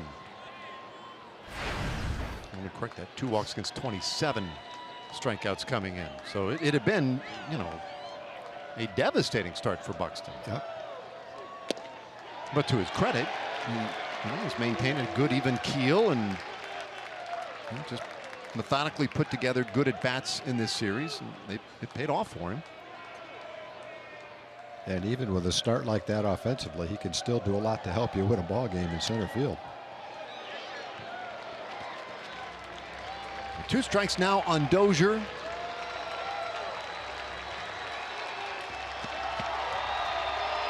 Twins headed out of town after this one tonight. Have a day off tomorrow as well. They will spend it in Kansas City. Kellen's 1-2, and it's off the plate. Yeah, I don't know if you remember this, but way back earlier today, Cole Hamels made a good start. Yeah, that was another solid start for Cole. He's had a lot of them this year. But generally a win starts with starting pitching. Not all the time, but most of the time. Well, that should do it.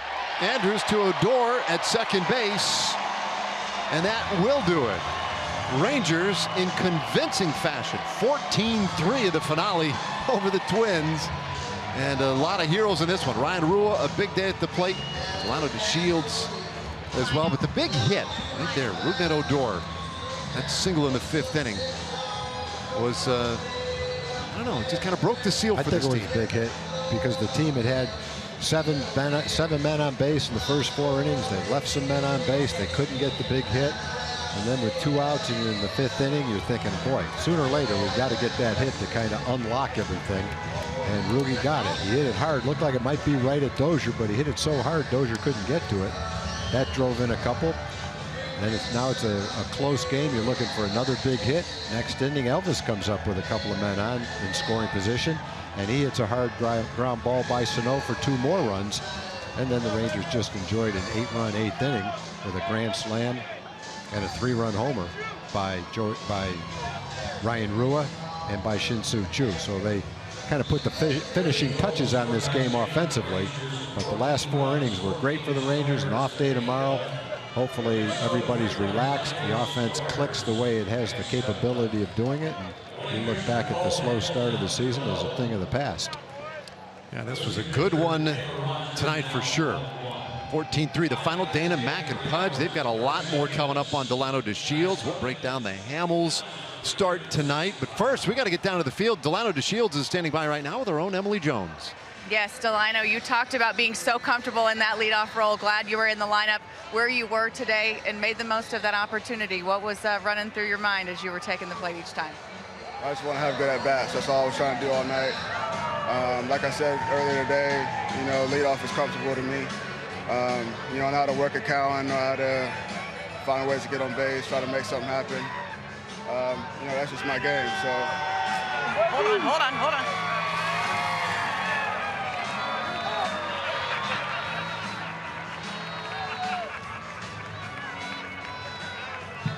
I know, and it's extra cold tonight, but you don't mind, do you? Nah, we won the game, so it's all good. But yeah, like I said, we talked earlier, and I just said that I was comfortable there, and I just wanted to have good at bats tonight, and I think I did that. You also said this is not what you anticipated coming out of spring, not having an everyday job, and that you wanted this opportunity. You made the most of it tonight, didn't you? Yeah, I mean, this off season, I worked really hard. I told myself I wanted to be as a consistent player as I can be. I came into camp ready to go. And granted, we got 3 guys, that are bench guys that can play pretty much every day somewhere else. So, I mean, credit to us for making it tough on them. There was a decision at the beginning of the season, but, like I said before, we always push each other. And, we just want to see each other do good things and just try to stay as prepared as we can. How about your boy Real with the grand slam? Yeah, he needed that one for his confidence and all that. And, it's hard coming off the bench and playing, especially with as strong as a swing as his. But, he found a way to put the barrel on the ball and, drove in 4 runs. Delano, thanks for the time. We appreciate it. Congratulations on the win. Guys, we'll send it back up to you. Thanks, Emily. Lots to celebrate from tonight. Rangers win it 14-3 for Tom Grieve. Emily Jones and our entire crew. This is Dave Raymond saying stay with us. A lot more coverage of this one coming up.